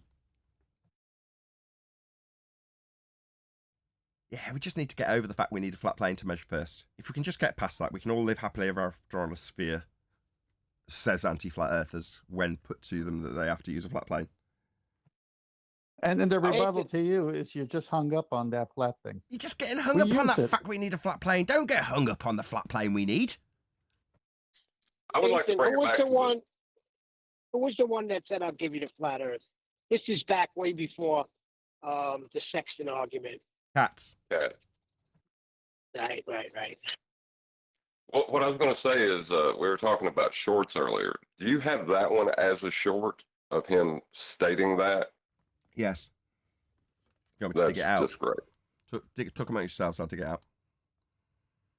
Yeah, when he says that, or like when Zanuck said, "Don't get hung up on the flat plane," or the other. Zanuck said, yeah, we need a flat plane to start with, something to that effect. He said, "Don't get hung up on the flat plane." Protothad said, "If you could just get past this flat plane," and then another guy, I can't remember who it was we were talking about Alberuni measuring the mountain using a flat plane, and he said, "Well, who's claiming the Earth is curved?" You know, Nobody's claiming remember it's that? curved. Yeah, I've got several of them. They're all trimmed iron shorts. It's just a bit more difficult to find than I've first anticipated. But keep chatting, and I'll hopefully find it in the next couple of minutes. So I've got who claims the thousands of Earth is videos. curved? Sorry. I guess no one now, right? So the Right. argument's over. Is that how it goes? Because that's the way it seems to be, doesn't it? That's why they're not coming in here anymore. Yeah, it is particularly quiet at the moment. I'm not going to lie, but I don't know. I've always said I quite like it this way. I do. It helps. You know, there's things that you could dive into and make even more clear, much like So you think I've you used the flat understand the plane. topic. Come on, this Zanuck guy was obviously dingleberry dependent. I am actually teabagging you as you lie dying in your globe faith that required you measure a flat Earth first to then do the sphere bit later. Yes. Yes. So you need a flat Earth first. Welcome to flat Earth. What, it doesn't matter that you need a flat Earth first? Not at all. So I've used the flat plane. See if I can dig another one out. There's a couple of them. Thanks, Zanuck. Yeah. If someone heard that, They're not going to shy, say right? he's a glober. They're not shy about saying use the I flat used plane. the flat plane first. Yes. Yeah. Like, I use the flat plane. what flat plane? Thought it was supposed to be a ball. How did you Well, use nobody's the flat claiming plane on a globe? Nobody's claiming it's a globe yet. We got to get there first. We got to measure the flat Earth first. Episode 1590 with Proto Thad, he is one that said, don't get hung up on that plane, because I listened to that episode quite a bit. It's probably one of your best episodes. It's a long one. It has a lot for show as well. I like that episode. What's number 1590? 1590. Yeah, for some reason Guild is breaking up a little bit. Say one more time the number.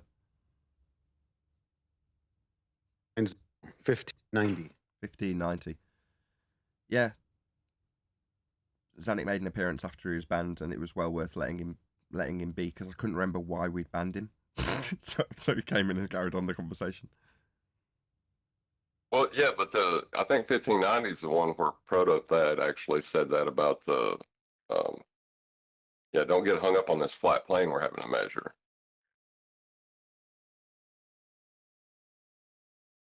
Yeah, I'm struggling to find it in my shorts list. There's 100 videos. Correct.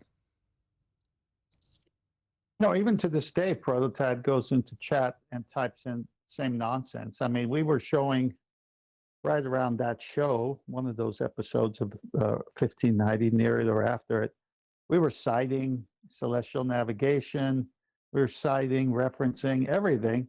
And they says, no, I don't agree with that. It's just making stuff up.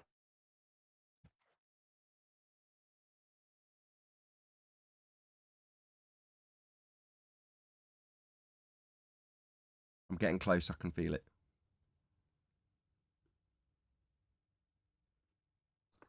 So, John, while we occupy till he finds it, what'd you do to your flat kitchen to make it into a sphere? How'd you do that?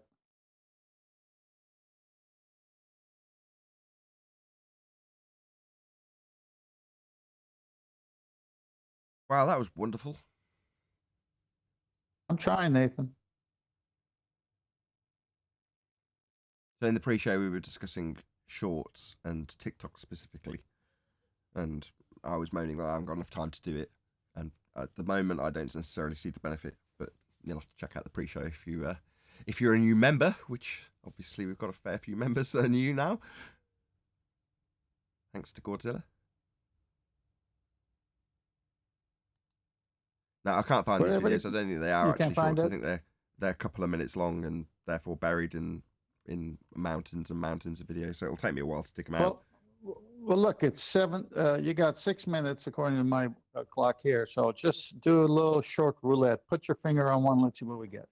No. I don't think I've got them in the shorts videos. I think they were used as intros, so they're still. I could find them easily on the second channel because I use those particular clips for the premiering streams. I might as well plug that. If you're not a member, you can still watch the members only videos, which are typically uncut and after shows, and any short videos that I edit pre-release.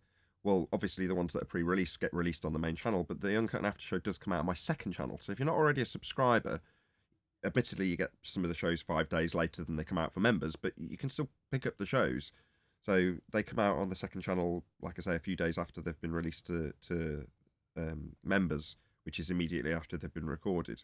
But you can check out all of these shows, uncut and after shows, and they're just in a nice long list on Nathan Oakley channel. So instead of Nathan Oakley 1980, it's just Nathan Oakley. But subscribe today if you didn't want to become a member. Obviously, not everyone wants to pay to get the material early, but you can still have it. And it just comes a few days later. So yeah, that's on my second channel. So check it out if you're not subscribed already. Can you do that? Since we got a few minutes, play roulette short. Maybe it's a good way to end the show with the last 2 minutes or so. Just fairly fresh to this whole flat Earth, globe Earth debate. Doesn't prove a sphere. The reason I brought it up is because I'm curious to know how it works on something flat. Triangulate yourself with the 3 different positions because they're crossing at 2 different points when you've only got 2. So you could be either of these 2 locations, and when you get the third, you've got an exact location. But that means that all 3 of these circles are all circles of equal altitude with straight lines to get 90 degrees to the GP of the star. Well, this straight line here, and this straight line here, and this straight line here are necessitated to do the triangulation, meaning that all 3 of these circles are all circles on the same level plane. Sextant could only work on a flat plane because you can't achieve an angle without 2 straight lines. You need a corner, a vertex. A curved line does not allow for a vertex or a corner. Yeah, exactly. I would agree with that. There you go. That was the only roulette you're going to get. But I would suggest somebody checks out my shorts playlist on the Nathan Oakley 1980 channel, as I think there's about 100 videos on there, and they're all about 60 seconds long. As I was moaning, I'm not necessarily moaning about it. I was saying they take a lot of work to produce for me. So to take what would be a 20-minute conversation and hack it down to a minute is a fair old task. But just do your job. But the consistency is there. So if you do want to check out the shorts playlist, it's in the very bottom of the main part of the channel. So if you go to the main channel homepage, Nathan Oakley 1980, that is, at the bottom there's shorts. Check them out. So are you saying you keep your shorts in the bottom drawer? I do. Just do your job and stop complaining. I want to hear about it no more. On the floor of the channel. Anywho, I think we covered all the housekeeping, did we not? Right at the end of the live show. Could be asking people to stay tuned in a minute. I Did you think do so. Molten Lion Core? Yeah, did it? Yeah. I think we covered all of them. Which is good. It's nice to spread them out, especially at the end of a week, which has been a bit of an up and down week. So right at the beginning of the week, everyone was obviously baying for Blurred because there'd been a week of shows that were all repeats because I was on holiday. And then everyone was super enthusiastic on the first show. Everyone wonderful panel. Everyone was enthusiastic. All of the audience are great numbers as well. 1.6 thousand views from one of the live shows is about 600 more than normal. They normally get about 1,000, 800, 900, 1,100, whatever. Average of 1,000. Well, that show was well received. The second show after that, I forgot to publish. So it went out, did exactly, everyone's enthusiasm level was just the same on Tuesday. But then at the end of it, because I've been testing the new computer, I forgot to list the show. So it stopped being live and then was immediately unlisted by me, like an idiot. So that kind of killed the momentum. And then towards Wednesday and yesterday, everyone sort of, had that sugar crash. And now today, it's like we've got back to a bit more consistency. So hopefully this will continue into the next week of shows from Monday. Yes, Nathan, I'm glad we're all back on an even keel. Me too. 5 days of shows makes 1 week. It's just been a very turbulent week. That's all. The enthusiasm level shouldn't go down, should it? Like, we should be excited about the fact that nobody's listening to the facts we're stating, right? No, they are. The fact that people deny them and still stick their head in the sand or appeal to whatever else that isn't the point we're making, it's neither in or there. That regard, the audience, I don't think changes much in terms of what they want out of the show, what they get out of the show. But for me, producing the show, hearing the levels of, I call it a sugar crash, especially yesterday, everyone was really down. It got back into the flow of it, but it's like that Wednesday feeling you get when you're an office worker. They used to come into the ring and have it out. Now they've lost so much and they're so punched and face swollen with their globe arguments failing at every point. They just come and chat. So now we're in the ring alone saying, come on in, let's hear your argument. No, we'll stay outside the ring and chat. Yeah, it's kind of a bit like that with Spider-Man, the original, this sort of 2000 Spider-Man, Tobey Maguire Spider-Man, when he fights the guy in the cage. From the outside, you're looking in at the guy in the cage going, he's a snarling monster. Well, that's how they look in on us, I think. They're terrified. There's no other way to describe it. That's what I was going to say, Tent. There's a reason why they're looking at us from the outside. They don't want no part of these hungry hippos. Indeed. You guys are mean. You guys are mean. We're mean and nasty. Yeah. Well, if you look at a hippo, they don't seem too dangerous until you go inside that pond. And with that, I'm going to say, if you are watching this on either Nathan Oakley 1980 or Nathan Oakley premiering streams, then stay tuned, as there will be an after show to follow. Unfortunately, though, if you are watching this live, this is where we bid you farewell. A huge, massive, enormous thank you to both Gilded and G Plus panels for making today's live show possible. Once again, stay tuned if you're watching on a premiering stream. I've been Nathan Oakley, and I will see you all in the next video.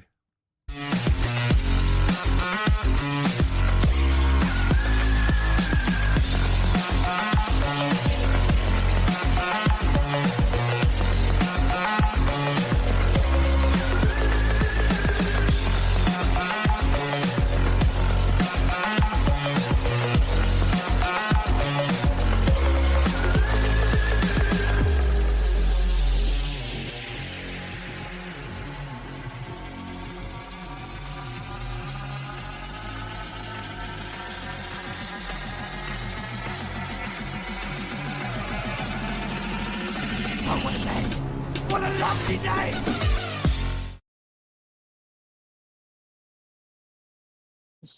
But when you read it, it's just like, wow, what the heck? Whoever wrote that combined Newtonian gravity and Einstein gravity to come up with that. Yeah, that's why ballers do it. That's why they do it with the what do you call it? The mathematics, right? Oh, and what happened on your show today? They combined both of them, right? Newtonian and Einsteinian. Are you there, Righteous? Before we get into this Einsteinian and Newtonian issue from our show earlier. I'm here. Can you just chat away with me? I just want to know Hello? if this clipping issue I'm getting with Gilded is actually an issue that I need to sort out, or if it was just that last guest. All right, I'll chat away a bit. I mean, he was breaking up for me too.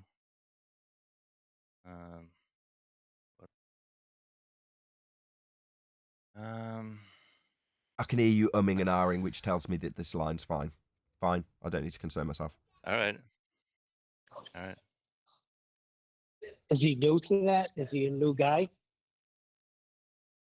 No, I doubt it. Is he was referencing a show from way back when, Neil? No, Or are he you was asking? new to Gilded. I was going to because say, if okay, you're yeah, new my to bad. Gild, My bad.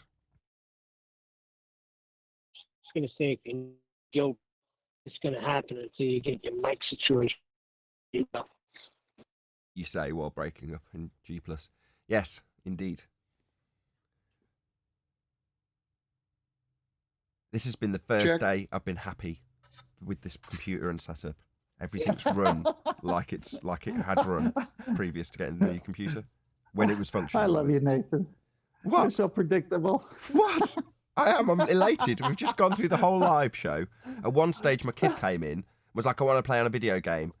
And I was like, okay. And I just put it on for her. And she was sat there happily not making loads of noise. And it just functioned. Everything's working. I'm just very pleased. I know. It's just so predictable and so good. It's all good.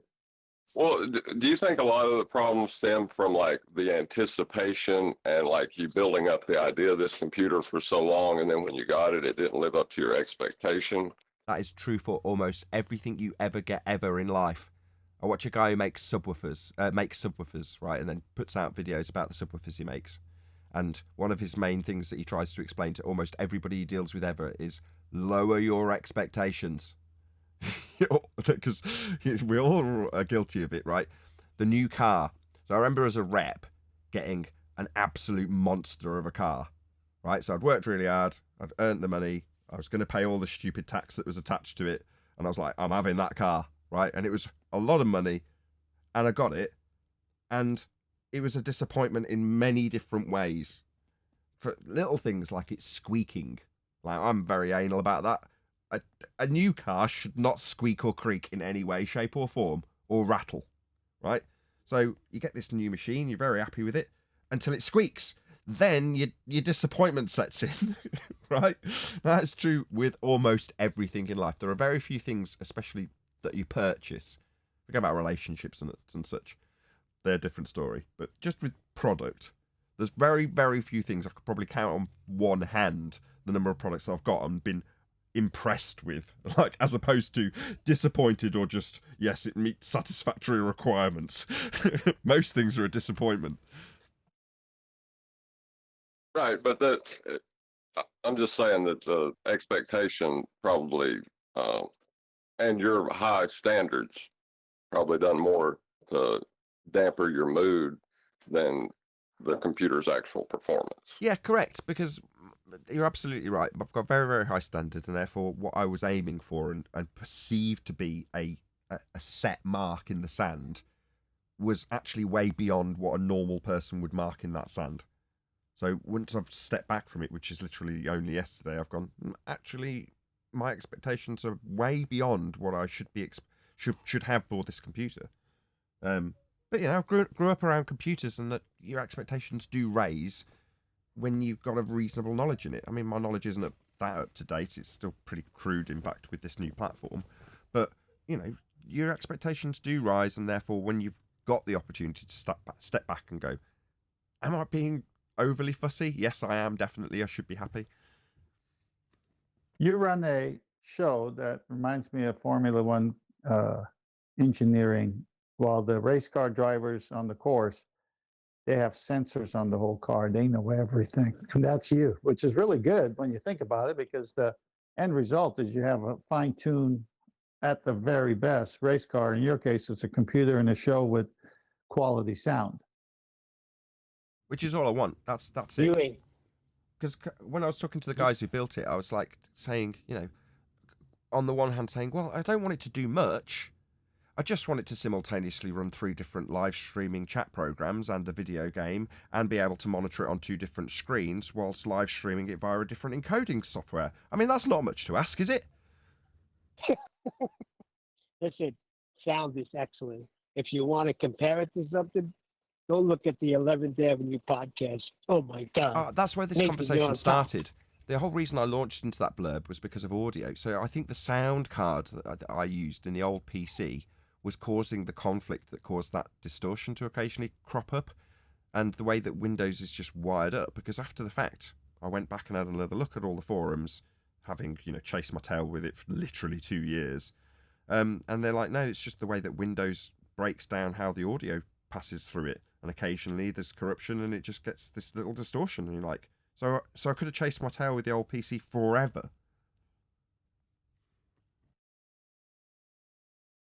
So you're saying you gave away a perfectly good PC? No, there was nothing. No, it was definitely. I'm selling it now actually because I need the money.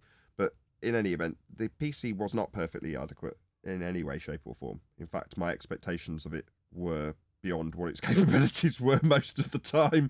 I just overclocked the snot out of it to get it to do what I wanted it to do without, you know, sluggishly crawling to a halt. But when it was not overclocked and not running at the full spec, as it was just before it was replaced, it became what I would consider to be a nightmare. And I think that's probably most people's computing experience. I've just got higher standards. Nathan, you should keep it as nostalgia. Like some people want to keep people like as nostalgia. Nah, I'd rather have the 500 quid, thanks. Flat Earth. Nah, I'd rather pay off my overdraft. I'm all good. It's a joke. Sell that sucker. Yeah, I need to pay off the overdraft. It's just electricity at the moment. It's really expensive. That's all it is. That's the only reason I'm going overdrawn. It's electricity in this country. I was having a go at people that are holding on to other people because they brought them to flat Earth.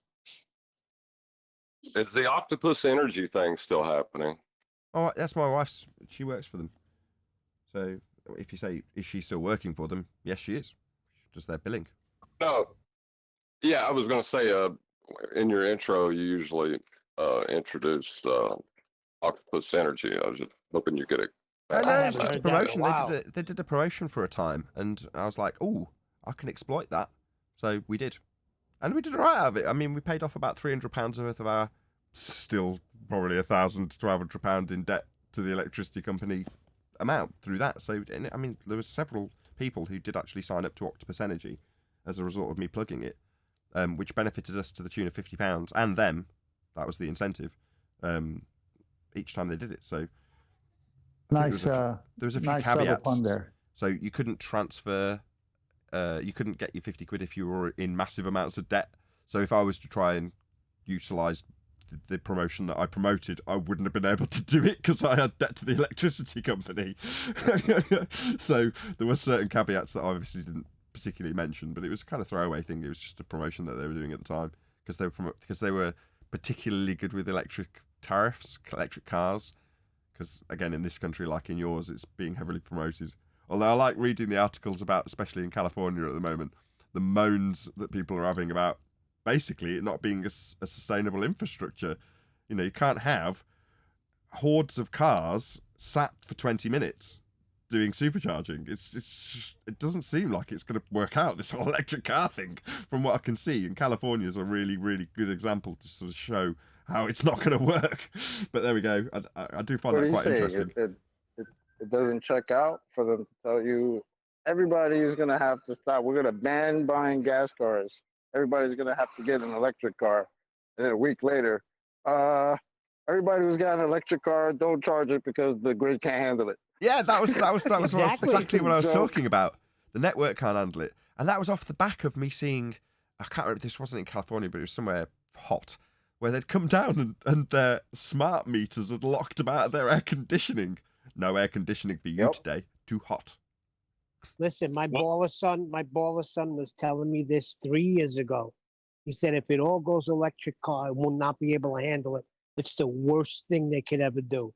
Well, they're actually putting a lot of money into the infrastructure right now and building nuclear facilities to help with the this problem. So it could still happen. I just don't Saw think a tweet the other day. the problem isn't the infrastructure. I don't think that's the problem. that you charge? Just let Adam get in a second, but I don't think that's the problem. I think it's the time. So the instant nature of petrol is that you can fill a tank in 2 minutes and then be on your way. Whereas even if you had the infrastructure, and I've seen in the States where they've got petrol stations with 100 rows for cars to cope with demand, like endless rows of petrol, gasoline, whatever you call it. Well, can you imagine if it was electric and instead of them being in and out in 2 minutes, they had to be there minimum 20? You wouldn't need hundreds. You'd need thousands of these things to keep the roads moving. With them all sat there 20 minutes at a time. On that, I saw it was a tweet. There's a bloke on the building site proudly showing their new electric digger. So it's absolutely brilliant. It goes, it's silent, no noise, and you get 6 hours on site all day. Works for a good solid 6 hours. And at the end of the day, they plug it into a diesel generator for 12 hours so it's ready for the next day to work. Right. Ludicrous. The same infrastructure issue. I mean, that in checks Scotland, out. Nathan. The Scottish police spent millions and millions on electric community vehicles. And after the first few days, they realised their fleet was depleted because they didn't have enough charging points for their own fleet. Yeah, but they shouldn't have bought Segways. No, these are like The same thing happened in. No, I was going to say I think the same thing happened in California. People ended up having to charge their electric cars with gas generators. Well, they blew This is the reason that they want us to use electric is to not use gas. Oh my goodness! That doesn't check out too well. Well, then there's also even if you are, I mean, I make the sarcastic example on that building site there, but ultimately, 99% of all the electric cars are powered by fossil fuel anyway. It's just indirectly through power stations. It's all a con anyway. And even the Western countries that are going green, etc., their deficiency, because they have a massive deficiency, is filled by places like Russia and the likes with fossil fuels.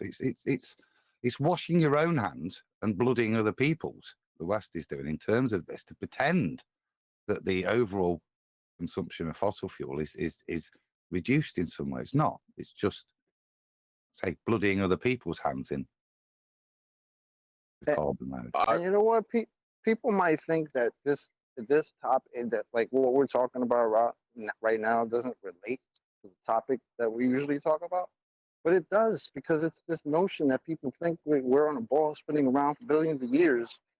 And apparently this same ball that's been around billions of years, now we're in dire need of assistance because we might explode in I'm sorry for the language, but the world might come to an end in 10, 12 years or whatever the hell they're talking about. So it's like a brainwashing that's just going around right now. It's insane. I mean, it's not even now. I mean, I was told when I was in elementary school, but the oceans are gonna come up and ozone layer, all this crap. There's a term for that. I can't remember what it's called. It's like nihilism or something similar. Is it nihilism? I've forgotten the term. Who knows? Go on, Yes, Chocolate. yeah. I just wanted to dovetail this sentiment with the electric cars. According to the open-toed sandal ether idiot friggin' Witshead, you don't need to stop there. All you need to do is spark up a fire and just plug your car right into that. Well, if that's what he said, then there's only one electric car you need to buy. It's from Honda because it comes with a cord.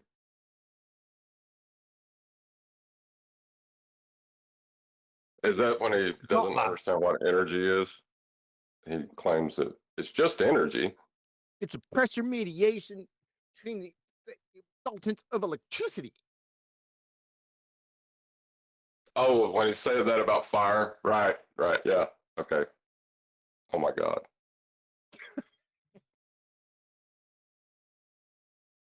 Lest we forget.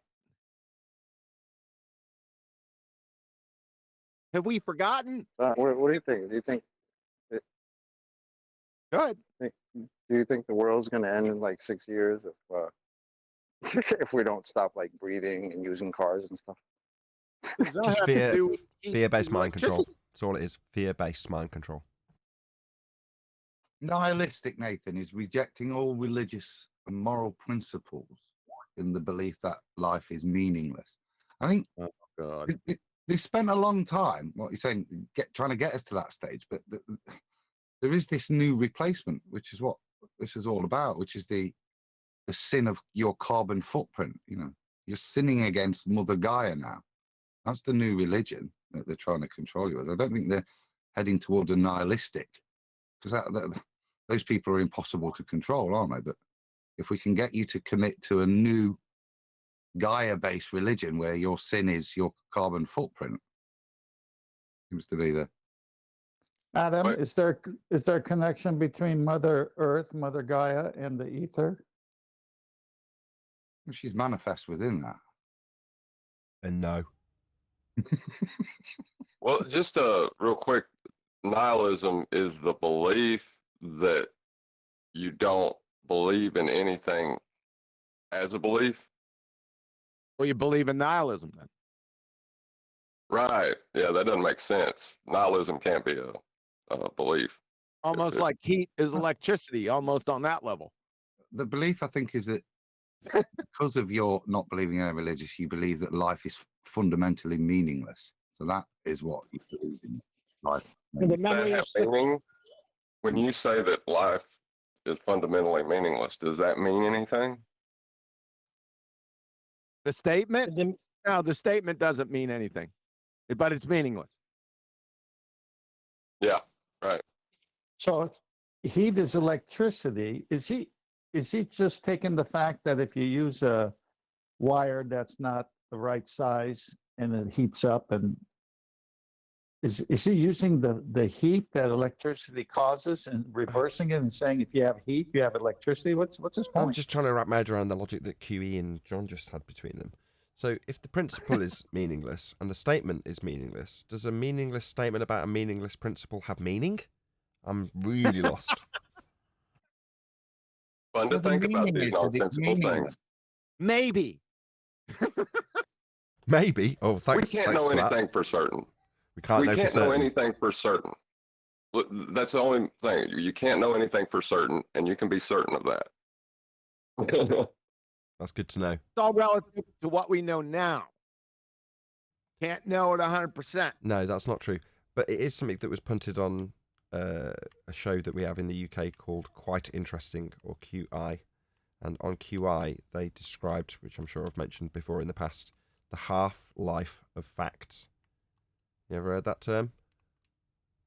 Half-life, yes. QI is a bunch of bullshit. Yeah, I know it is, but it's good to get sort of good idea of what people generally believe to be true based on their purely media-based influences in terms of their knowledge.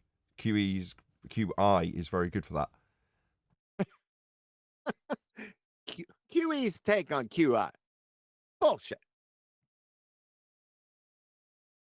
Now, wait a second. Have we gotten any word back yet? You know, remember electrostatics, electromagnetism, static electricity. Any word on the meaning of those words by chance? Or did Gotta they ask your skip eminence. out? Say again? You got to ask your eminence. Yeah, I've had no updates on definitions or meanings of, or even any outlines of logical frameworks. I've had nothing. So nothing. No Just response radio from our silence. Yeah. Just right. You can't do that. Wait a second. You can't just call time out and stroll on into the beach if you don't like the way things are going. They're ether believers. No. You're going to be held to task. Start defining those terms or get the fuck out. Hey, Q8, was the flashcards not sufficient? They are not sufficient. They are necessary. Let's just not forget there, friends. Okay. Well, Bob said science proved the ether hundreds of times. So shouldn't there be a trail of evidence? Trail evidence for what? Well, his statement. Nathan, you get a chance to finish that, by the way? Finish what? The video. Your video? Yes, sir. No. What the hell's going on out here? Sorry. You missed the pre-show. He doesn't even have time for shorts. Exactly. Jeez. You better get on that before tomorrow's show. Yeah, because I've just got several hours spare to do that with, which I will do. Well, while you're drinking your coffee or something, or don't get all sales manager on me too. I've had enough of that today. Listen, Yeah, we were making him. TQE, he's about to turn on your show. He's got the coffee ready. All of a sudden, he hears this little sound coming from what seems to be the direction of the computer, and it's over for your show. A little correction. He did not say science has proven it hundreds of times. He says for hundreds of years, science has known about the ether. Thanks, Neil. Thanks for getting back, staying on top of it. Who is science anyway? I'd like to meet this guy that knows this. I thought it was QE. I thought it was Anthony Fauci. AKA science. Science He's says. he's the embodiment of science. He claims so himself. You disagree with him. You're actually disagreeing with science. Who? That's a direct quote. Fauci. Anthony Fauci. Oh, sorry. That knuckle dragger. Yeah. Science is, that science is a twin. It's got a evil brother called pseudo. That's true.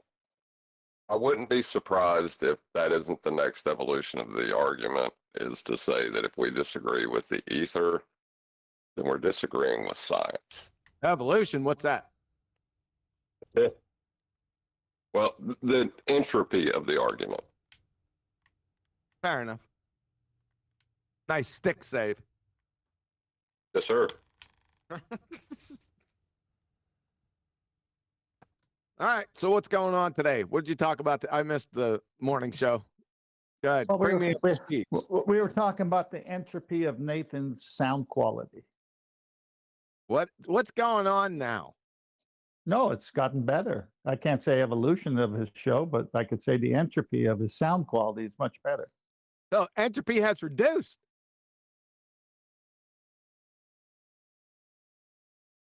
That would take work and energy. That's what Nathan did. He put work and energy, and that's why he hasn't listened to your show. And that's also why he hasn't got the time to do shorts for TikTok. All right.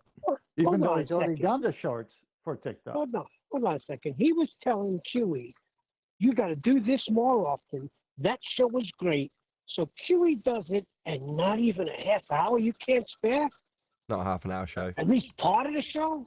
It's 3.5 didn't hours. watch it. I know, but at least watch something. How long? I know it's 3.5 hours. I watched it twice. 4 hours. 4 hours. And it took me 3 to 4 sittings in order to cover the whole thing. Well, I'm saying he didn't even spare a half hour to check it out. Half-hour intervals. You'll be through with it in no time. Oh, now it's half-hour intervals. Well, no, you do have to break it up, because I literally kept on giggling, and I'd have pissed on myself if I'd have watched the whole thing all the way through. And don't be drinking anything. You will spit it out. Nathan, if you put it on 2 times speed, you'll get it done in half the time. Thanks. Yeah. How long was that one? Hold on a second. 3 hours, 53 minutes. 3 and change. That's a lot of change. 353, Nathan. 3 hours, So 53 far. minutes, eh? I will put it on over the weekend. It'll be on in the background. Yeah, that's what I mean. Just put it on in the background when you're doing something else. Yep. But okay, fair enough. Is I know that you the got a life. medium? The What? decibel You- levels might have gone very high at some points during the show. My God, when Kiwi shouted, he had to address. Oh, I'm sorry, baby. I'll Get try to the keep it F down. out! That Funny, was that's the epic. funny. That's Epic. funny. That's the part that Betty liked the most. That was epic. What was your follow up though? You would leave the duty or something like that? My follow up to what? Get the F out! What was the follow up to that? It Yeah, you doesn't said- need any follow up. Oh, you said something about you're relieved. Something like that. Yeah, You you're relieved them of Oh God, that's fucking painful talking to you. he's doing a million things at once. I want Sorry, to you see you talking to do me? what I'm doing right now. Somebody was at my front door delivering a parcel. Sorry. Yeah, so I said you're relieved for cause. You unclear about that? Right. It's like walking up on a guard on guard duty and he's asleep and you're a superior officer. Exactly. You got to chew some ass and then relieve them of duty. So they're asking to brig or something. Choose some ass? What does how? What does that mean? I know what ass means. I know what chew means. You never had ass chewing? You never had ass chewing? Someone explain what chew ass means to me. It means that you did something wrong and your superior just chews you out, and everyone refers to that as getting a ass chewing. That helps so much. Maybe use different words. Like what? I was going to insert but BUT doesn't work well. It's an ass chewing. That's what it's called. What do you mean different words? What's an ass chewing? He just told you what it was. Well, when you come home from work and your wife says, kicking? no, it's like you come home from work and your wife says, why are you so down? Well, my boss just gave me an ass chewing. No, you got chewed out. You got chewed out. Doesn't mean what it says.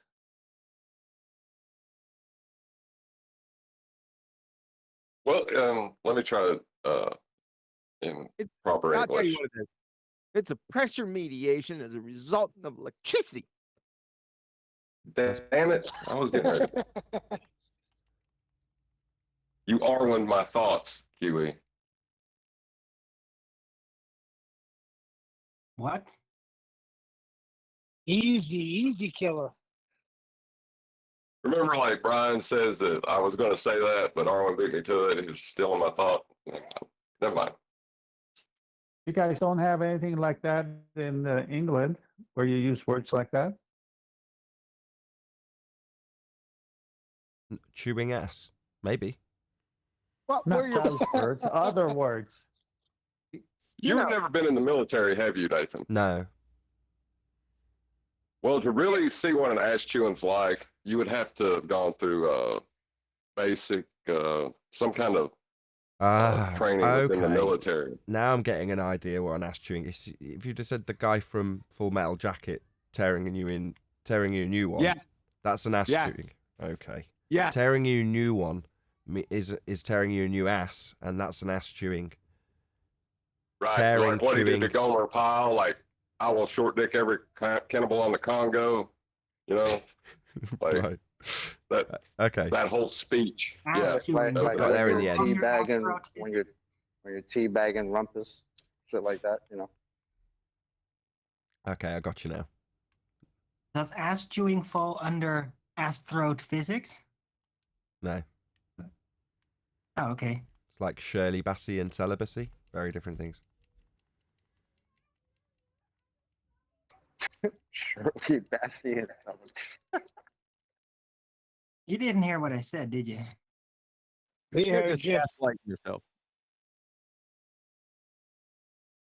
I said astrophysics. Astrophysics. We heard you. Okay. Good.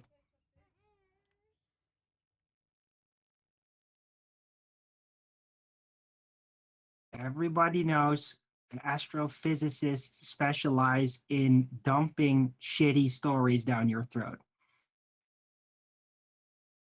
And that's why it's called an astrophysics. Isn't it amazing? Doesn't it stop you in your tracks when you hear that one housekeeping question? Can you please provide one viable scientific hypothesis in the entire history of astronomy, cosmology, and astrophysics? And they can't do it. Not even one in their whole history. It's absolutely shocking. Well, they're not supposed to do it. They're not supposed to do that. They're supposed to build their theories on these presuppositional systems. So they can't. They've only had thousands of years. Just give them time.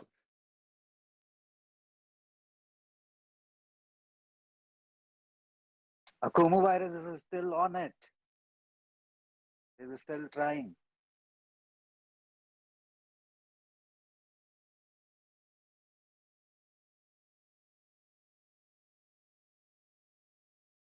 Can I get a mic check? Is it any better or is it still bad? I need to unban him from my chat. Much better. Much better.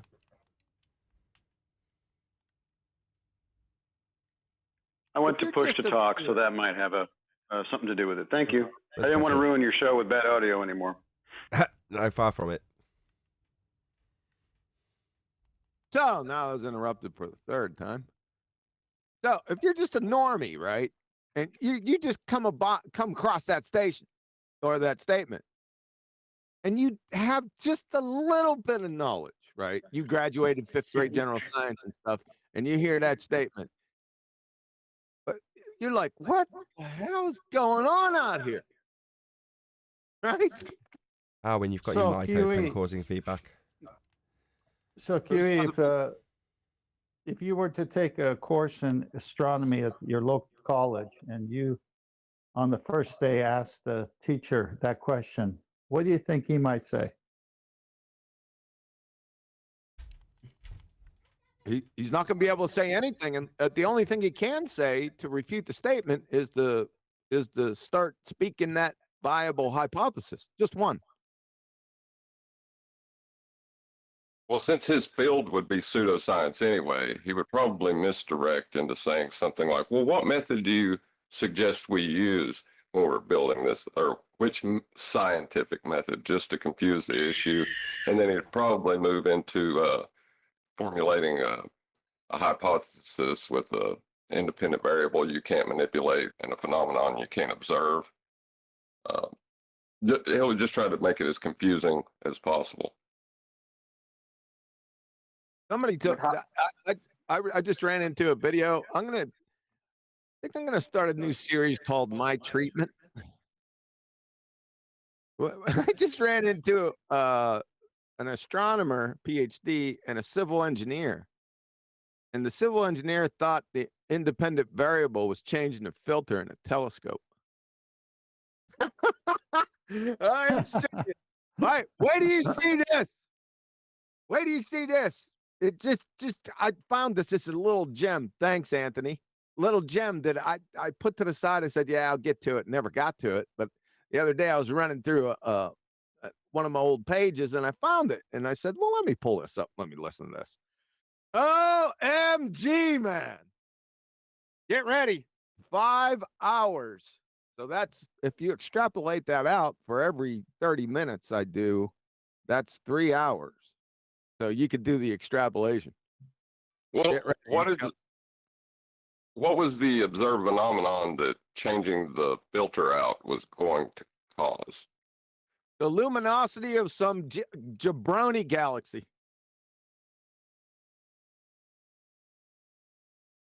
You'll hear it. Just relax. I could just paraphrase it right now because I just heard it once. I was laughing too hard. Wasn't that a slice of chorizo? Chorizo and eggs. Well, that one guy cut a slice of chorizo and they matched it up to the James Webb perfectly. Where is that James Webb telescope at? Where is that floating around at? Somebody's basement?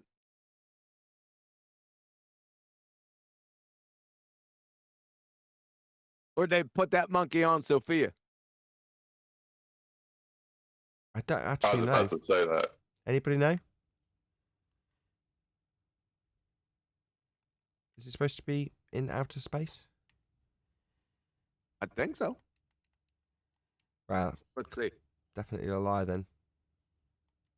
It's probably the same thing as they do with Hubble, is just take Sophia video and then like dull it down and make it crappier, and then say that it's a new image of whatever.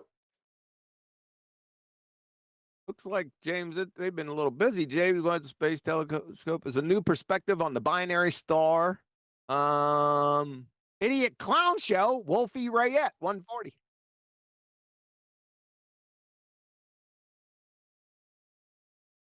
Where? Let me type this in. Where is it now?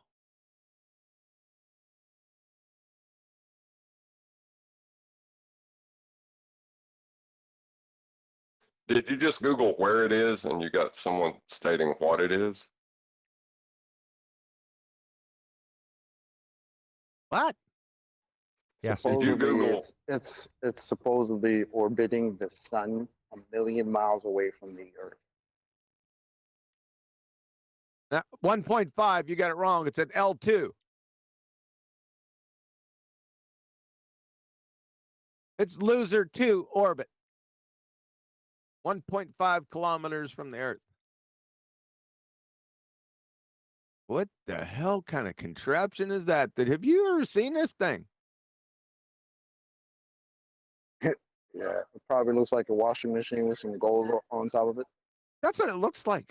Hold on a second. That's what they all do. They all look like a washing machine with some gold on sprinkled on top. What the hell is that? It's just a drawing. Yeah, have you guys ever seen this? You got to take a look at this. Copy image. Well, they can't get a picture of it because then they'd have to send something to orbit it to take the picture. So they just give artist renditions of that thing in Narnia. I'll put in Master B.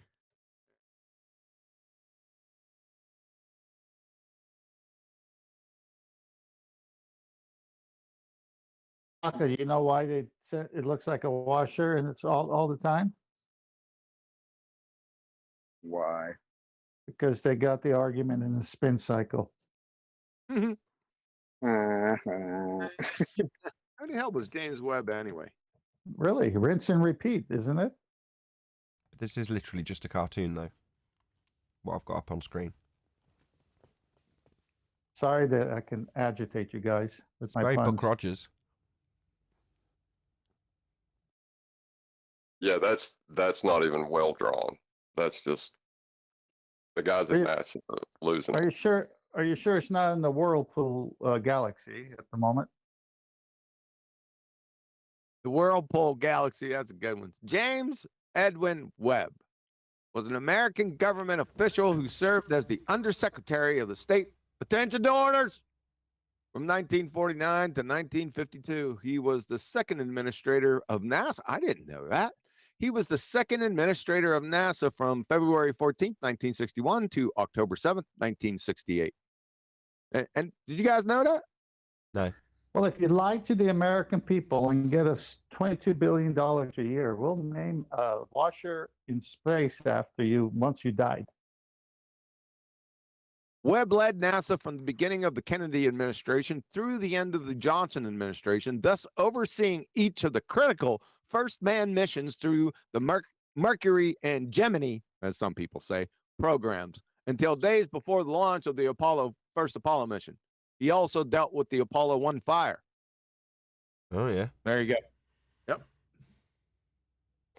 Yep. Well, since I've solved all the heliocentric paradoxes, do I get a satellite named after me too? Nah, just a dinghy. Hold on. You haven't solved them. You've explained how they're, in fact, not paradoxes. Correct? Which solved them. Yeah. If they're no longer a paradox, then I solved the paradox. Going to be where I'm going to end. So on that note, I'm going to say a huge, massive, enormous thank you to both Discord and G+ panels. No. To both Gilded and G+ panels for making today's after show possible. And of course, a massive thank you to all of you in either Nathan Oakley 1980 or Nathan Oakley Premiering streams. Hopefully smashing the super chat, liking, commenting, sharing, subscribing, joining as a Nathan Oakley 1980 channel member, and all that good stuff. I've been Nathan Oakley, and I will see you all in the next video.